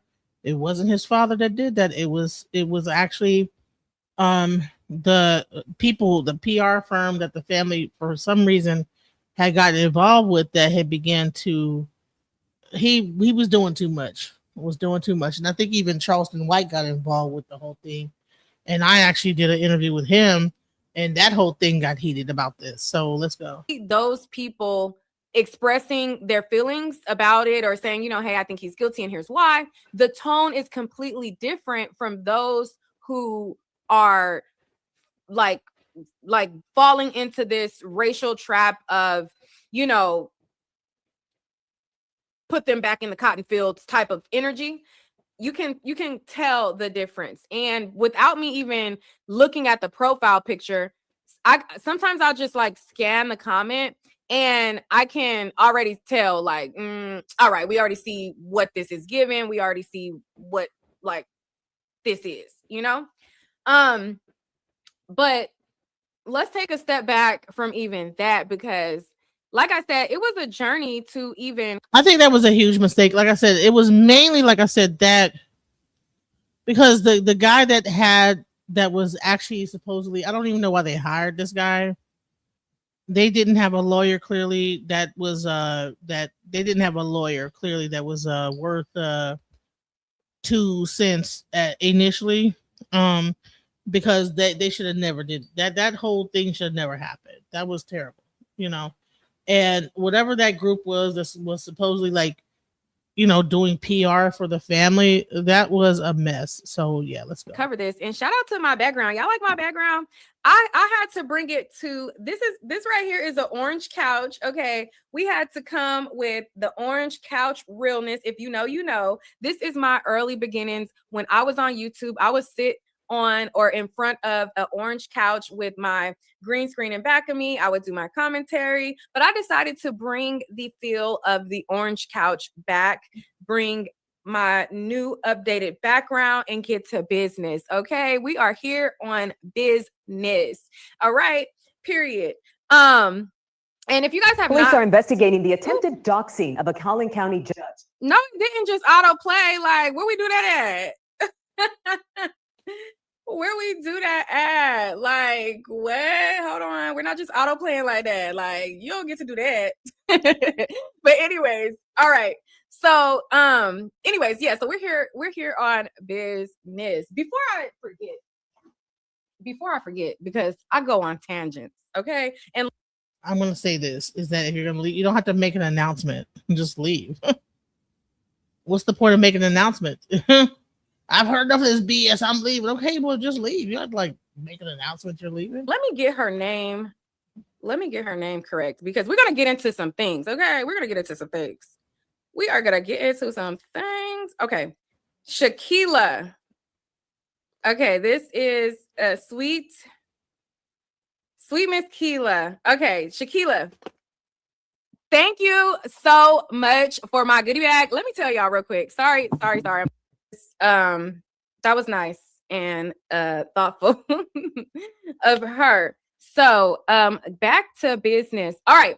So it was a journey getting here. Okay. It was a journey getting here. And speaking of, somebody said it's expensive covering cases, boots on the ground. It absolutely is. Okay.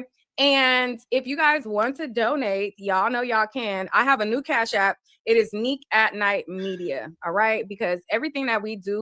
Definitely support her and her, you know, being at the trial. Give her some support. Much love to that. More about something else. So I wanted to cover a case that I did not announce on my channel, that I did not tell anybody about, that I just went and just popped up boots on the ground. So I started my thinking about wanting to cover this case all the way since last year. And I followed through with it. I want to say starting in April, I saw that I'm like, listen, I want to cover it. And anytime you want to cover a case, you want to see if you are media, what their protocols are and stuff like that. So I reached out to the public information officer, and the first public information officer was a guy by the name of Derek.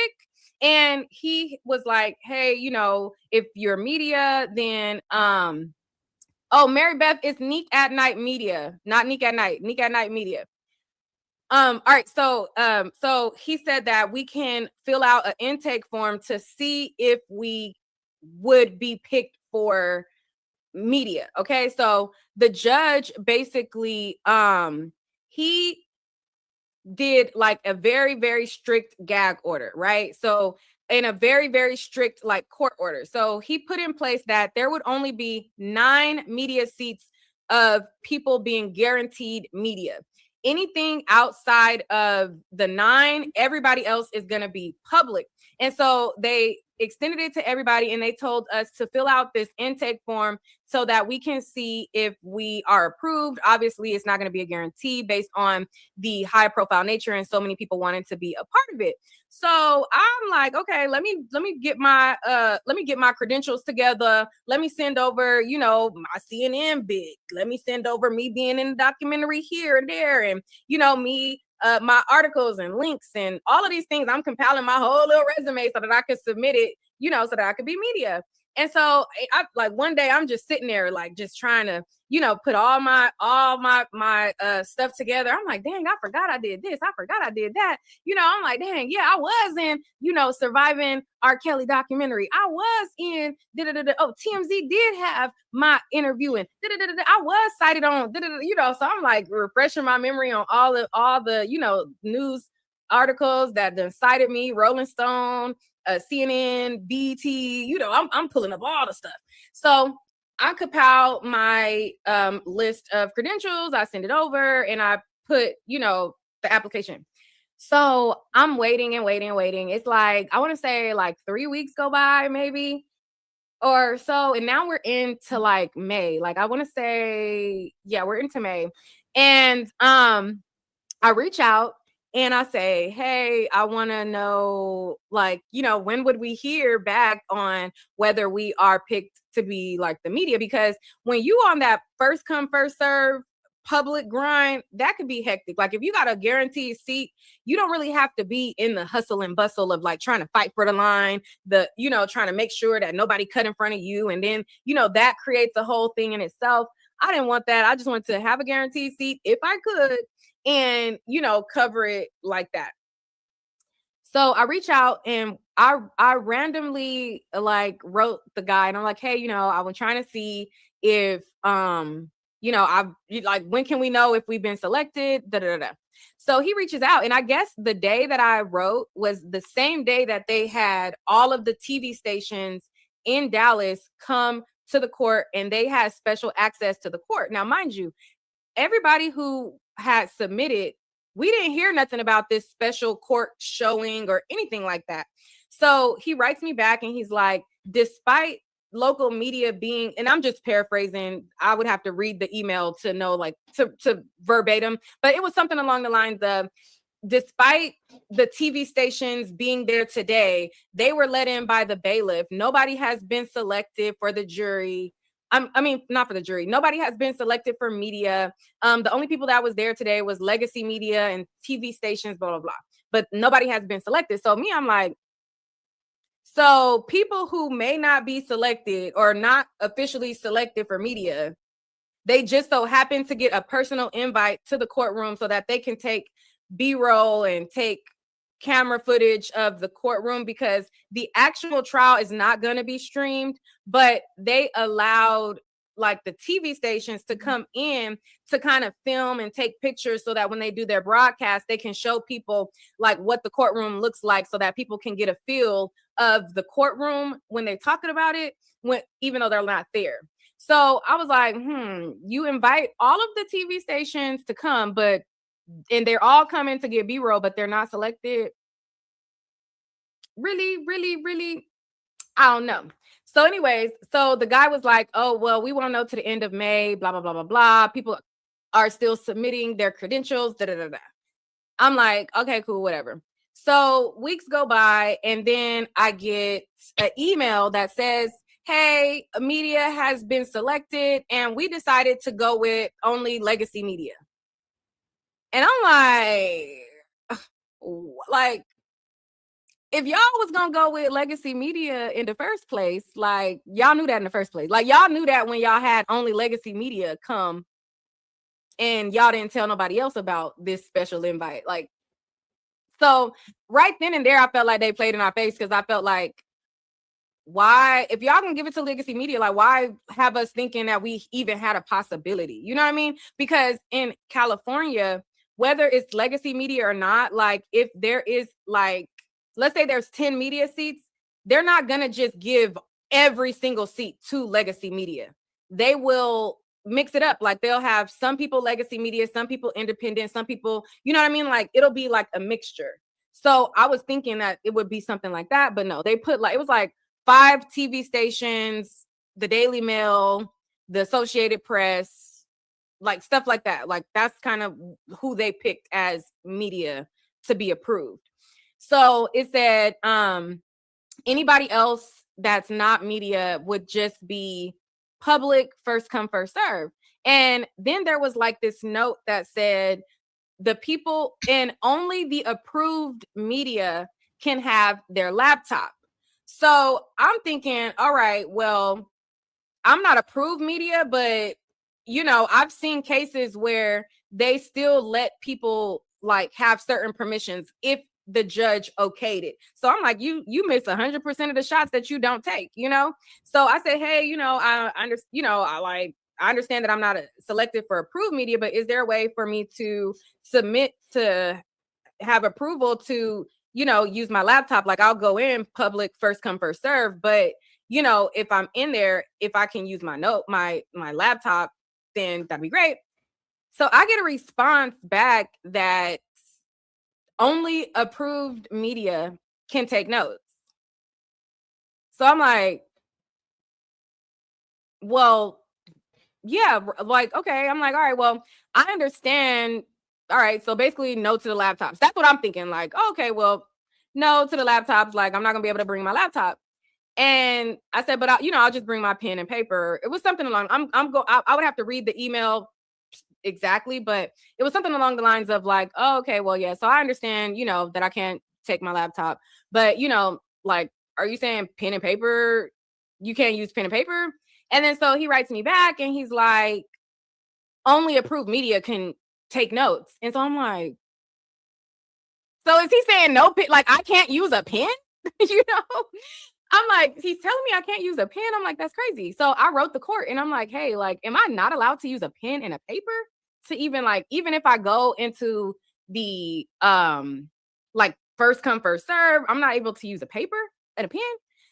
So the court didn't respond to me. The same guy responded and he was like, I already, like, it was like, you know, I'm just paraphrasing, but it was like, I already told her no. So I'm like, oh my God. A trial where you cover it and you can't use pen and paper. Now, mind you, by the time I found out that, I had already booked my hotel, I had already you know, paid for my flight. I had already like scheduled my rental car. Like I'm already like money in. So I'm devastated at this point because I'm like, oh my God, like I don't know if it's worth it. Like I'm like, they put in, you know, this Why do you think they don't want like independent media to cover this trial? Why? What are they afraid of? Is there some kind of like spin that legacy media is capable of getting because their legacy that they I don't know. What is up with like not allowing independent media to take note? Let's see what happens. They're putting like these strict rules and the tone is just coming off a particular way, blah, blah, blah, blah, blah. And then so I had talked to a couple people and I was just like, I don't know how I feel about this. Like, I never announced it to my audience that I'm gonna cover it. So I'm like, I'm glad that I didn't announce it because, you know, how can I cover a trial and not be able to write on a pen and paper, right? Take note. I'm over here stressing out because hotels booked, rental car, flight, everything, like literally we're a week away from the trial. And then, you know, I guess other people started, I don't know, I'm assuming other people started to complain as well. And then I get an email that they changed the rule. Now you can use a pen and paper. Okay. Like days before it was time to come here, I get another update that, you know, change of plans. You can now use a paper. So all is well. But it was a journey. Like that whole process of, you know, waiting to see if I'm selected media or not media, you know, seeing like the rules and just like the tone of it all. And then looking at certain people covering it and they're like trying to cause a racial divide. They're trying to like amp things up and they're trying to make it like as racist as possible.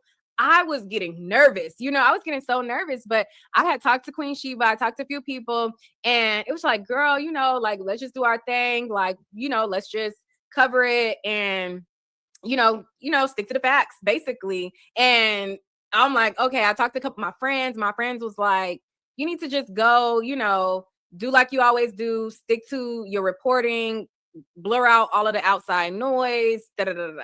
So that leads us to now. So all of the buildup and the tone of it, I was expecting to be completely uncomfortable. I thought that, I was like, I don't know, this sounds like I'm going to some hick town. I'm like, ooh, I feel like, am I going to be racially profiled? Like, I was thinking like the worst, but I felt like because the tone was so loud, there's no way that I could not go to cover it, because I felt like our voices gotta be there.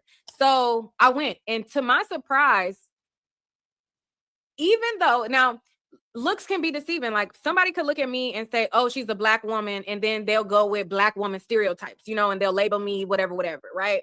On the surface, when I got there and I'm looking at some of the sheriffs, and I'm looking at, them with their cowboy hats and, just like their stature, and one had like an AR rifle on him strapped to his chest, and on the outside I'm like, ooh, are these like rednecks, or I didn't know. But to my surprise, looks were deceiving. Now I don't know how they're going to act on the day that trial starts, but everybody was nice. Everybody was pleasant. It was not difficult going through the screening process. The bailiff was nice. He was, trying to be as helpful as he could. He didn't know much. He was like playing it by the ear. He was like, hey, I'm in the blind. I don't know, I don't know what y'all don't know. Like it was not like uncomfortable. You get what I'm saying? Like, I have been to trials where it was not even this much racial tension, and bailiffs and security would just puff their chest out unnecessarily being mean. That wasn't the case today. Now, again, I can't speak for how things will go going forward, but the sheriffs were not mean. The bailiffs were not mean. I didn't have an unpleasant interaction with anybody. It just, it was a lot of waiting.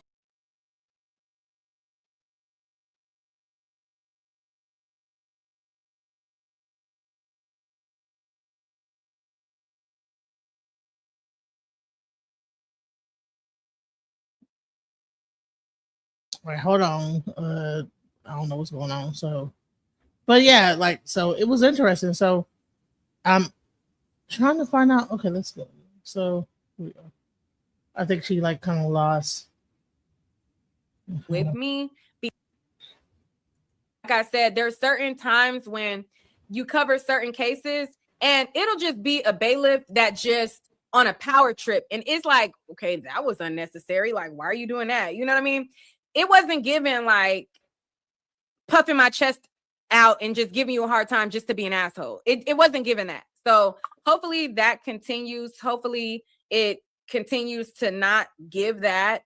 And people can go and feel safe. I felt safe with all of the heavy presence of sheriff, because even though they were not mean, it did send a message that we're not going to take no BS. We're not here for no BS.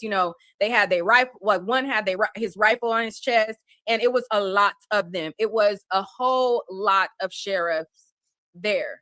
So that was a plus, but I'm still going to make sure that I keep somebody with me, because you just never know. There is a lot of vitriol on the comments, even people writing me like that have never heard of my page before, but heard that, I was covering this case, and because of the tone, they carry that tone to anybody. And another thing too, it's being shaped that if you're Black, you're a Karmelo Anthony supporter. Some of us who are Black don't have enough facts to support or not support, but just understand the importance of having a fair and unbiased voice in the room. I'm not team anybody. I don't know enough facts to be team anything. All I know is what the police affidavit says. And based on the police affidavit, it sounds like it could be a self-defense claim, but I'm not there. I don't, I haven't heard any of the witnesses speak out. I haven't seen any of the footage. I don't know if there's a prior history with either one of them. You know, there was allegations of bullying from the brothers. I don't know even if that's true. So I'm team finding out the facts and going off of that.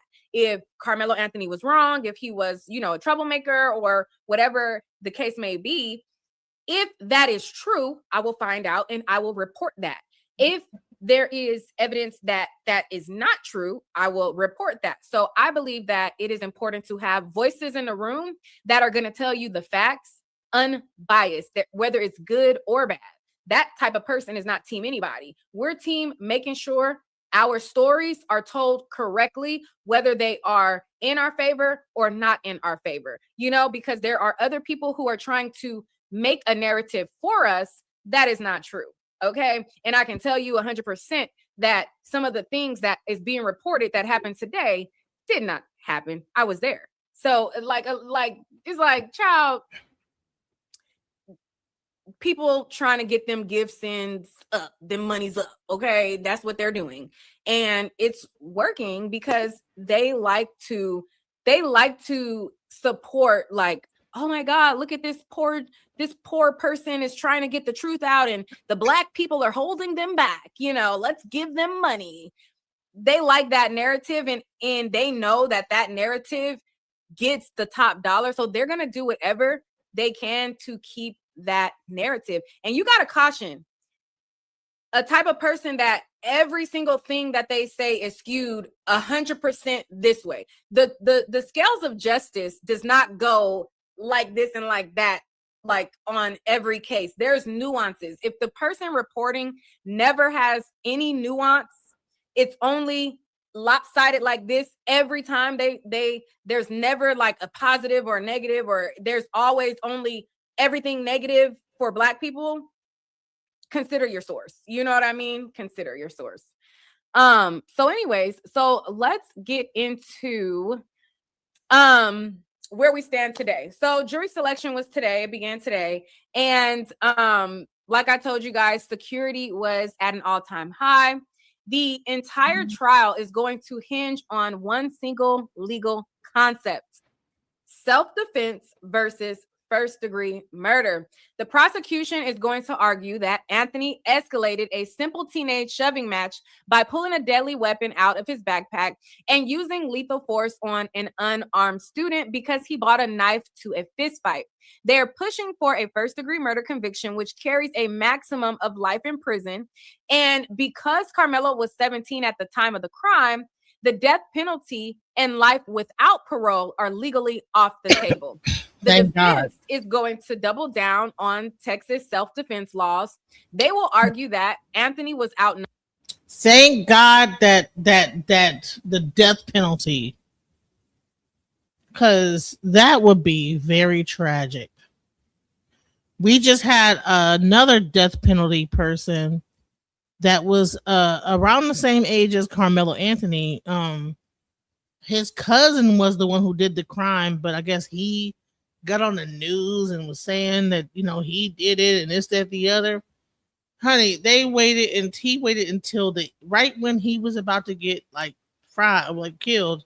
The cousin finally admitted that he was the one who pulled the trigger, and then they wouldn't hear it. The cousin got killed anyway. All because that the cousin went when he was very young in front of the media. And it was a Garland situation. Go and watch my show on the Garland situation. I mean, people, listen, Texas is very brutal when it comes down to the death penalty. I mean, they're not playing. They're like, nope. I don't care if someone comes and says they did it or not. You got charged for that, and ain't nothing you could do. So Supreme Court said whatever.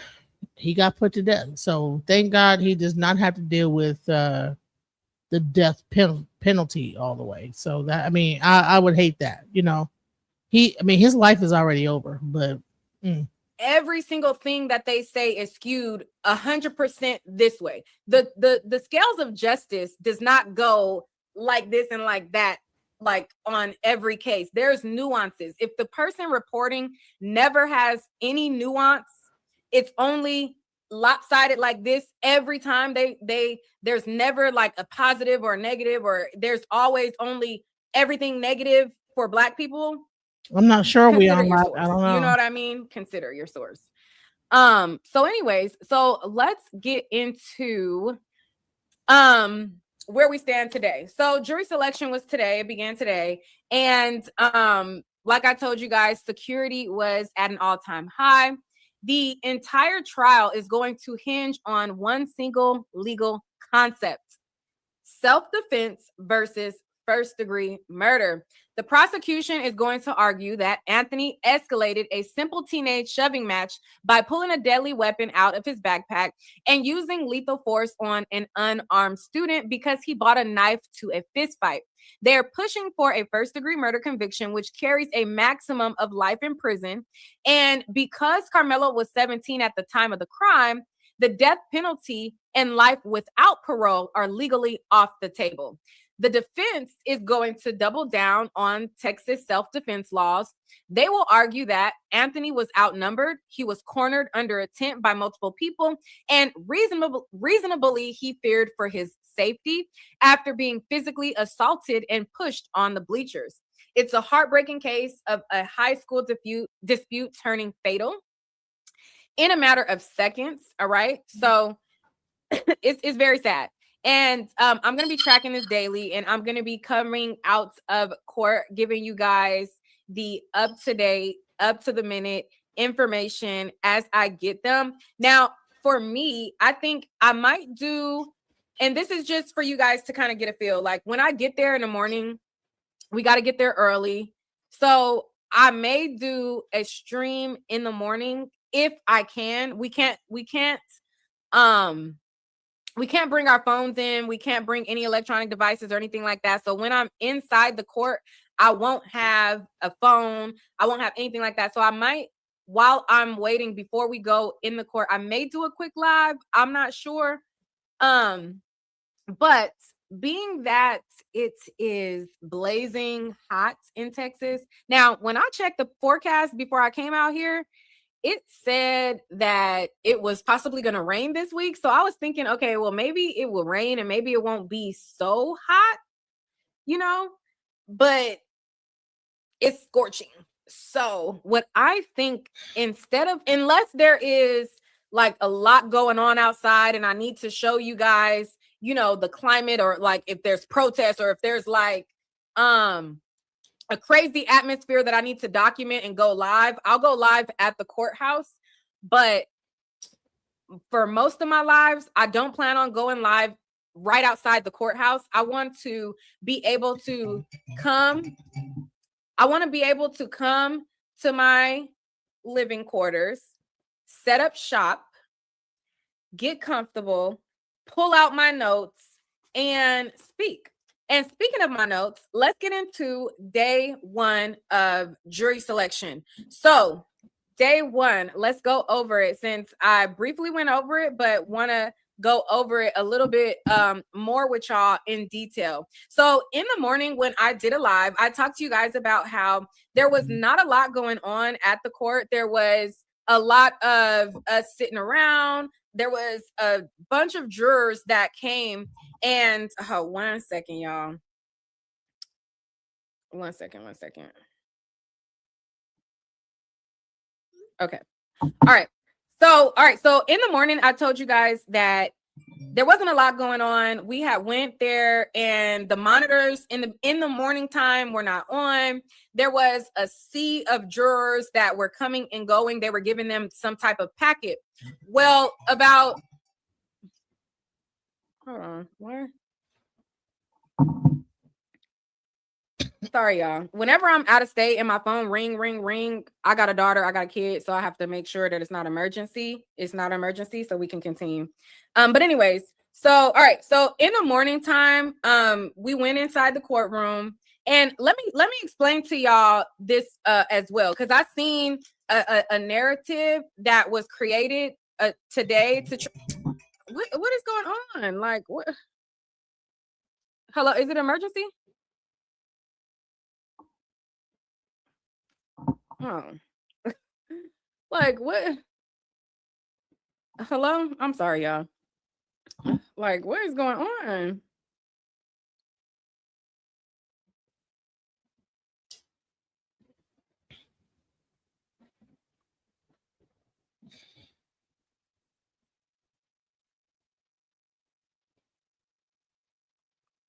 They have people that they can give seats, and the defense also has people that they can give seats as well. That eats up a lot of the courtroom, okay?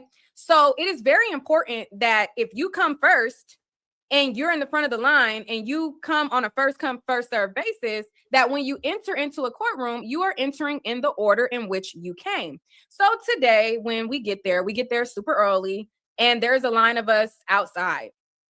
We get inside and we kind of sit along instead of waiting, because we got there very early, and then by the time we got into where we can like see or try to see like jury selection or into the courtroom was going to be like 3 or so hours. So what we did was we sat on a bench in the order that we were lined up outside, right? So after, I want to say we all get inside the courtroom. It's about 7 a.m. They open the courtroom. So immediately they open the courtroom at 7 a.m. All of us go in. 7 a.m. is when the courtroom opened. 7 a.m. is when we stop being out of the line. 7 a.m. is when everybody lined up inside on the bench. Okay. So as we're sitting inside, all lined up in the manner in which that we were lined up outside, in comes this particular person that rage baits and skews facts. They come in. That was Sarah Peters. So y'all got to hear Sarah Peters' version of the story. Now you get to hear the other side, because I showed her side. Again, this is not a biased channel. We got to hear Sarah Peters saying, hey, it was like this. Now you get to hear Nika Knight. Let's go. And they come inside the courtroom. Now, after we have been sitting there for, I want to say like 2 hours waiting until it was time to go into the courtroom, that particular individual went up to a bailiff and said, hey, can I line up right now? And when that particular individual said, hey, can you line, they line up, and the bailiff said that it was time to line up, what everybody did was they stood in line in front of that individual in the order in which they came, first come, first serve. That individual tried to frame it as if everybody mobbed, like Karmelo Anthony supporters mobbed them, and like tried to spin a narrative like it's a lynch mob out for them. That's not what happened. There was an order, and there was a group that was in the courtroom before they walked in the courtroom. So why would you walk to the front of the line when you weren't here first? That's what happened. Okay. So again, there's a lot of facts that get skewed and said a particular type of way. Oh, you know, I walked up and all of these people like tried to mob. Like, no, all of these people were there before you got there, way before the time that you say you got there, and lined up and on the bench and waiting for our time to go in line. And when it was time to line up, they lined up. Simple as that. So once we line up and we get in line to go inside, we go inside. They tell us we can sit anywhere, because this was not the regular courtroom. The courtroom that we were in today was specifically an overflow room so that we can be able to see the judge or hear the audio of the jury selection. So we go in, and for the first half of the day, we hear nothing. There's nothing on the screen. We don't hear anything. Around 12 o'clock, we get movement. So at 12, the bailiff is like, oh, they turned on the screen. We see the judge, we hear the audio. So we rush back in. The particular person who had created certain narratives, they had left at that time. So they didn't see the judge speak. They didn't see the cameras turn on. They got their narrative, spent it whatever way, and got on. Those of us who were there to actually hear the facts and hear from the judge, we were there, we went inside, and we listened to him, basically address the jury. Now, it was 600 people who came out to be pulled to see if they can be on the jury or not. And when we finally went in, they were saying that it was a 600 jury pool. the judge, on the screen, they had 3 monitors on. There was like a monitor up at the top, a monitor to the left, and then there was like a big projector all the way in the back of the courtroom. And we see the judge, we see his court reporter, and then we can see his bailiff, but we were not able to see any of the jurors. We got to see the judge and the bailiff, but we were able to see like jurors there. Like before they went into that room, we saw like a sea of jurors, like, you know, going there, but we didn't see them on the screen when we went into the room, if that makes sense. All right. So anyways, so 12 o'clock, we go into the room. The judge, he goes up and he starts to address the, and are you guys still here? I don't know if my comments are frozen. Are y'all still here? Am I still live? Hold on, before I go any further. Type a 1 if you guys are still here and listening. So after he said that, certain jurors started to answer. Now, again, we couldn't see which juror was answering, but one juror said, the reason why we have a jury system in the United States is because a right to a fair trial. Then another person blurted out, another juror blurted out, and they said, so that we can be able to be judged by our peers. So the judge said that the importance of a jury is to basically limit the power of government. So he went on and to basically give a speech about how the jury is the power, like the jury has the power. He said, you know, if he was like, a jury of my peers would be a bunch of lawyers, you know. He said, but, you know, why do you think we have this jury system where we have people who have no knowledge of like court or law? And he was just basically gauging the jury's knowledge of the importance of jury duty and why their duty is important. And so he kept going through like a list of different analogies on why jury duty is important and why they should take it serious. So, he said that the purpose of a jury was so that you can eliminate kings, you know, eliminate dictatorships, eliminate people who are, you know, using political power, and take out as much politics as they can and give the power to the people. He then went on to say, why would we let people make decisions that have no experience? And one of the people said, he said the jury system helps place limits on the jury. Okay. So then he went on a speech to talk about how the jury is so important in Texas that you can get a jury trial for anything. So he said, if you have a custody case and you don't like the outcome from the judge, and the judge says, hey, you know, and I'm paraphrasing, by the way, I jot down like, you know, paraphrasing of what he's talking about. So anyways, so in so many words, he said, you know, in Texas, you can have a custody case to where you don't like the outcome of what the judge says. You can get a jury trial for that. So then he says, then you could have it where there's like a civil issue and you could get a jury trial for that. And then he went through different things like a criminal trial, you get a jury trial for that. A civil trial, you want to sue somebody, you could get a jury trial for that. And then he said in Texas that we believe in the jury system. And then he goes on to say that he apologized for how long it was taking. He started to make jokes again with the jury and say, like, you know, I know you guys are upset that you guys have been here for so long and you guys have been waiting, et cetera, et cetera.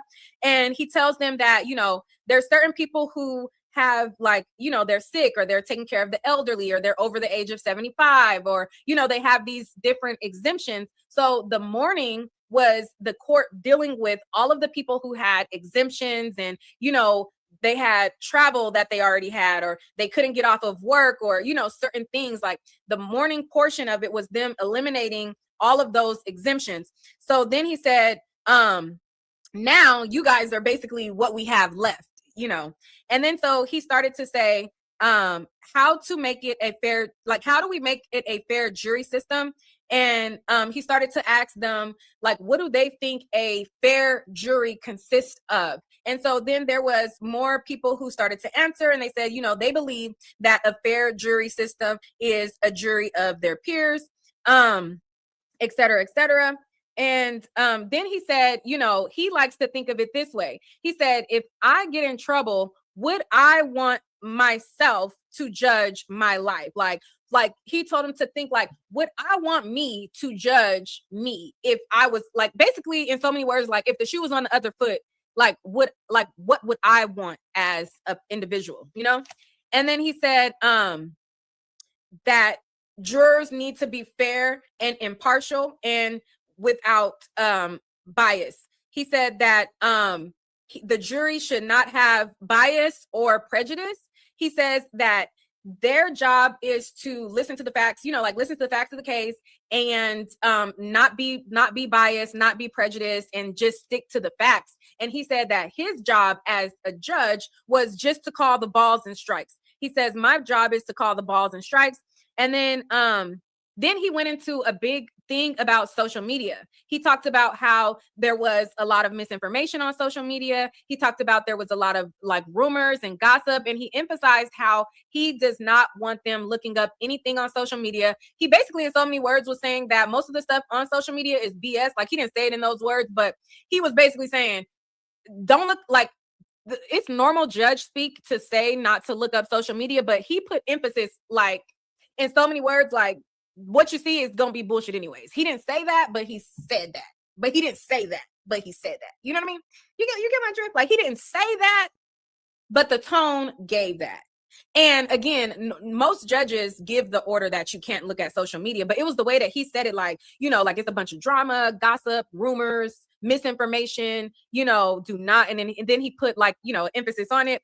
And then he started to give a story about his mom. So he used his mom as an example, and he said, I'll give you guys a story. So one day, he said one day he got a call from his mom, and his mom called him, and she was like, hey, you put such and such in jail. And he was like, no, I didn't put such and such in jail. And then his mom was like, yeah, you did. I seen it on Google. Like, I Googled it and I looked it up. And then he was like, Mom, like, if anybody knows about putting somebody in jail, it would be me. And then so he used that as an example that his mom got misinformation online, even about him putting somebody in jail, and it wasn't true. And how important it was to not use social media, not go on the case, not look up any facts about the case, and how important it was that their lives, like somebody's life is on the line depending on them. Like, what did he say? Somebody's life depends on it, or something like, he said something like their life, the person's life depends on you, basically, to like get this thing right. He didn't say that, but you get what I'm saying. All right. So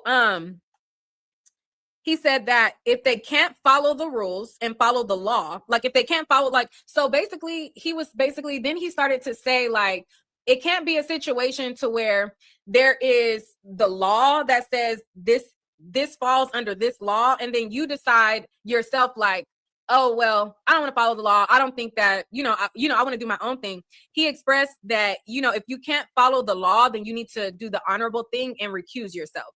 And he said that the rumors, gossip on social media is not evidence. And then one of the jurors, when he was talking about this, they brought up juror nullification. So a juror brought up juror notification, and he said, if you want to do that, take that somewhere else, like Venezuela. Because I think somebody mentioned, like, oh, well, what about juror notification or something like that? And then he like made a joke like, oh, if you want to do that juror notification, take that somewhere else, like Venezuela. And then he started to mention how he served in the military.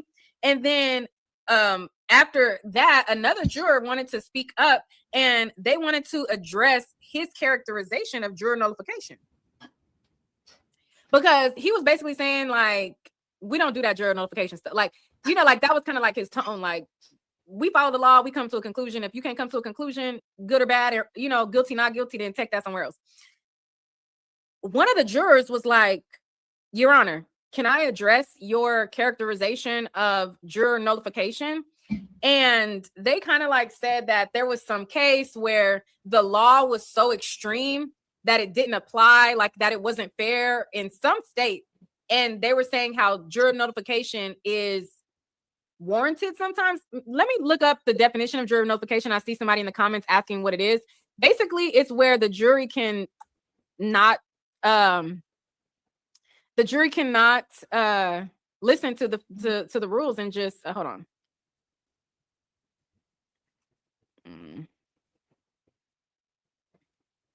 All right, so Nullification is the act of making something legally void or canceling its effect. In U.S., it generally refers to a state's refusal to enforce federal law it deems unconstitutional. So common usage is jury nullification, and it occurs when a jury acquits a defendant they believe is guilty because they disagree with the law itself. So the jurors feel like, okay, well, I don't agree with this law. Like, they may have did something bad, but I don't agree with this law that y'all are saying that it applies under. So we're gonna like acquit them, basically. That's kind of what was brought up today. All right. Oh, and then another juror said they asked the judge, they said, how do you deal with unconscious bias? So as you guys know, we all have some type of unconscious bias, right? Based on the way we grew up, our life experiences, how we, view the world. You could be a person, let's say Lil Wayne, for example, right?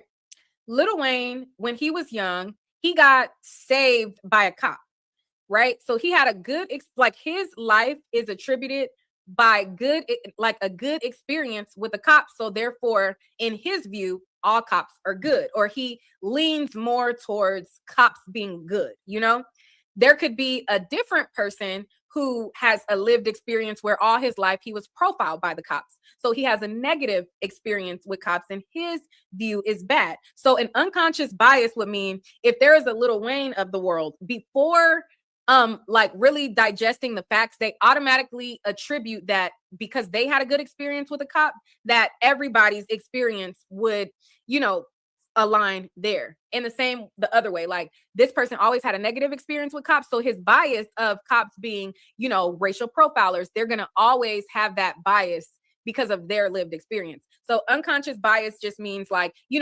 biases that we naturally have based on our lived experiences. Like if you grow up, in like a Catholic home or a religious home, you might have a bias towards certain religions. Like, they better not look up the facts of the case. They better not speak about the facts of the case. He said, when you walk out of this building, if there is anybody that even tries to approach you, talk to you, you keep walking and you get in your car and you drive off. And then he was like, don't run them over, but you drive off, And so he was just letting them know that, don't get it fucked up. Like, I done told y'all some jokes, but let's get for real here. Let's understand that y'all here to do a service. Your service is important. Your service is needed. And it is important that you don't try to, look up anything to try to get any information. And I'm not, his word, jacking around if you do. So that was pretty much the day. We wrapped about, I think it was like 2:00. I think it was around 2. So the end of the court ended around 2.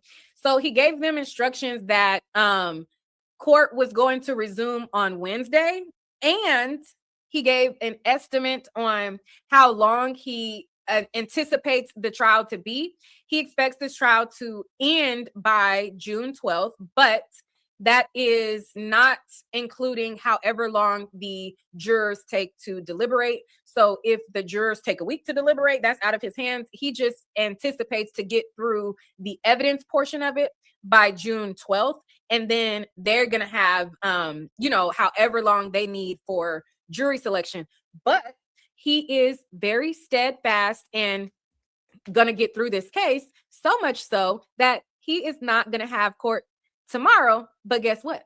No days are going to be lost, baby, because court is going to be on Saturday. Okay, it's Saturday, sticky icky icky. So court is going to be on Saturday, and he said that he is going to run his court on a tight ship. It's going to be 9 a.m.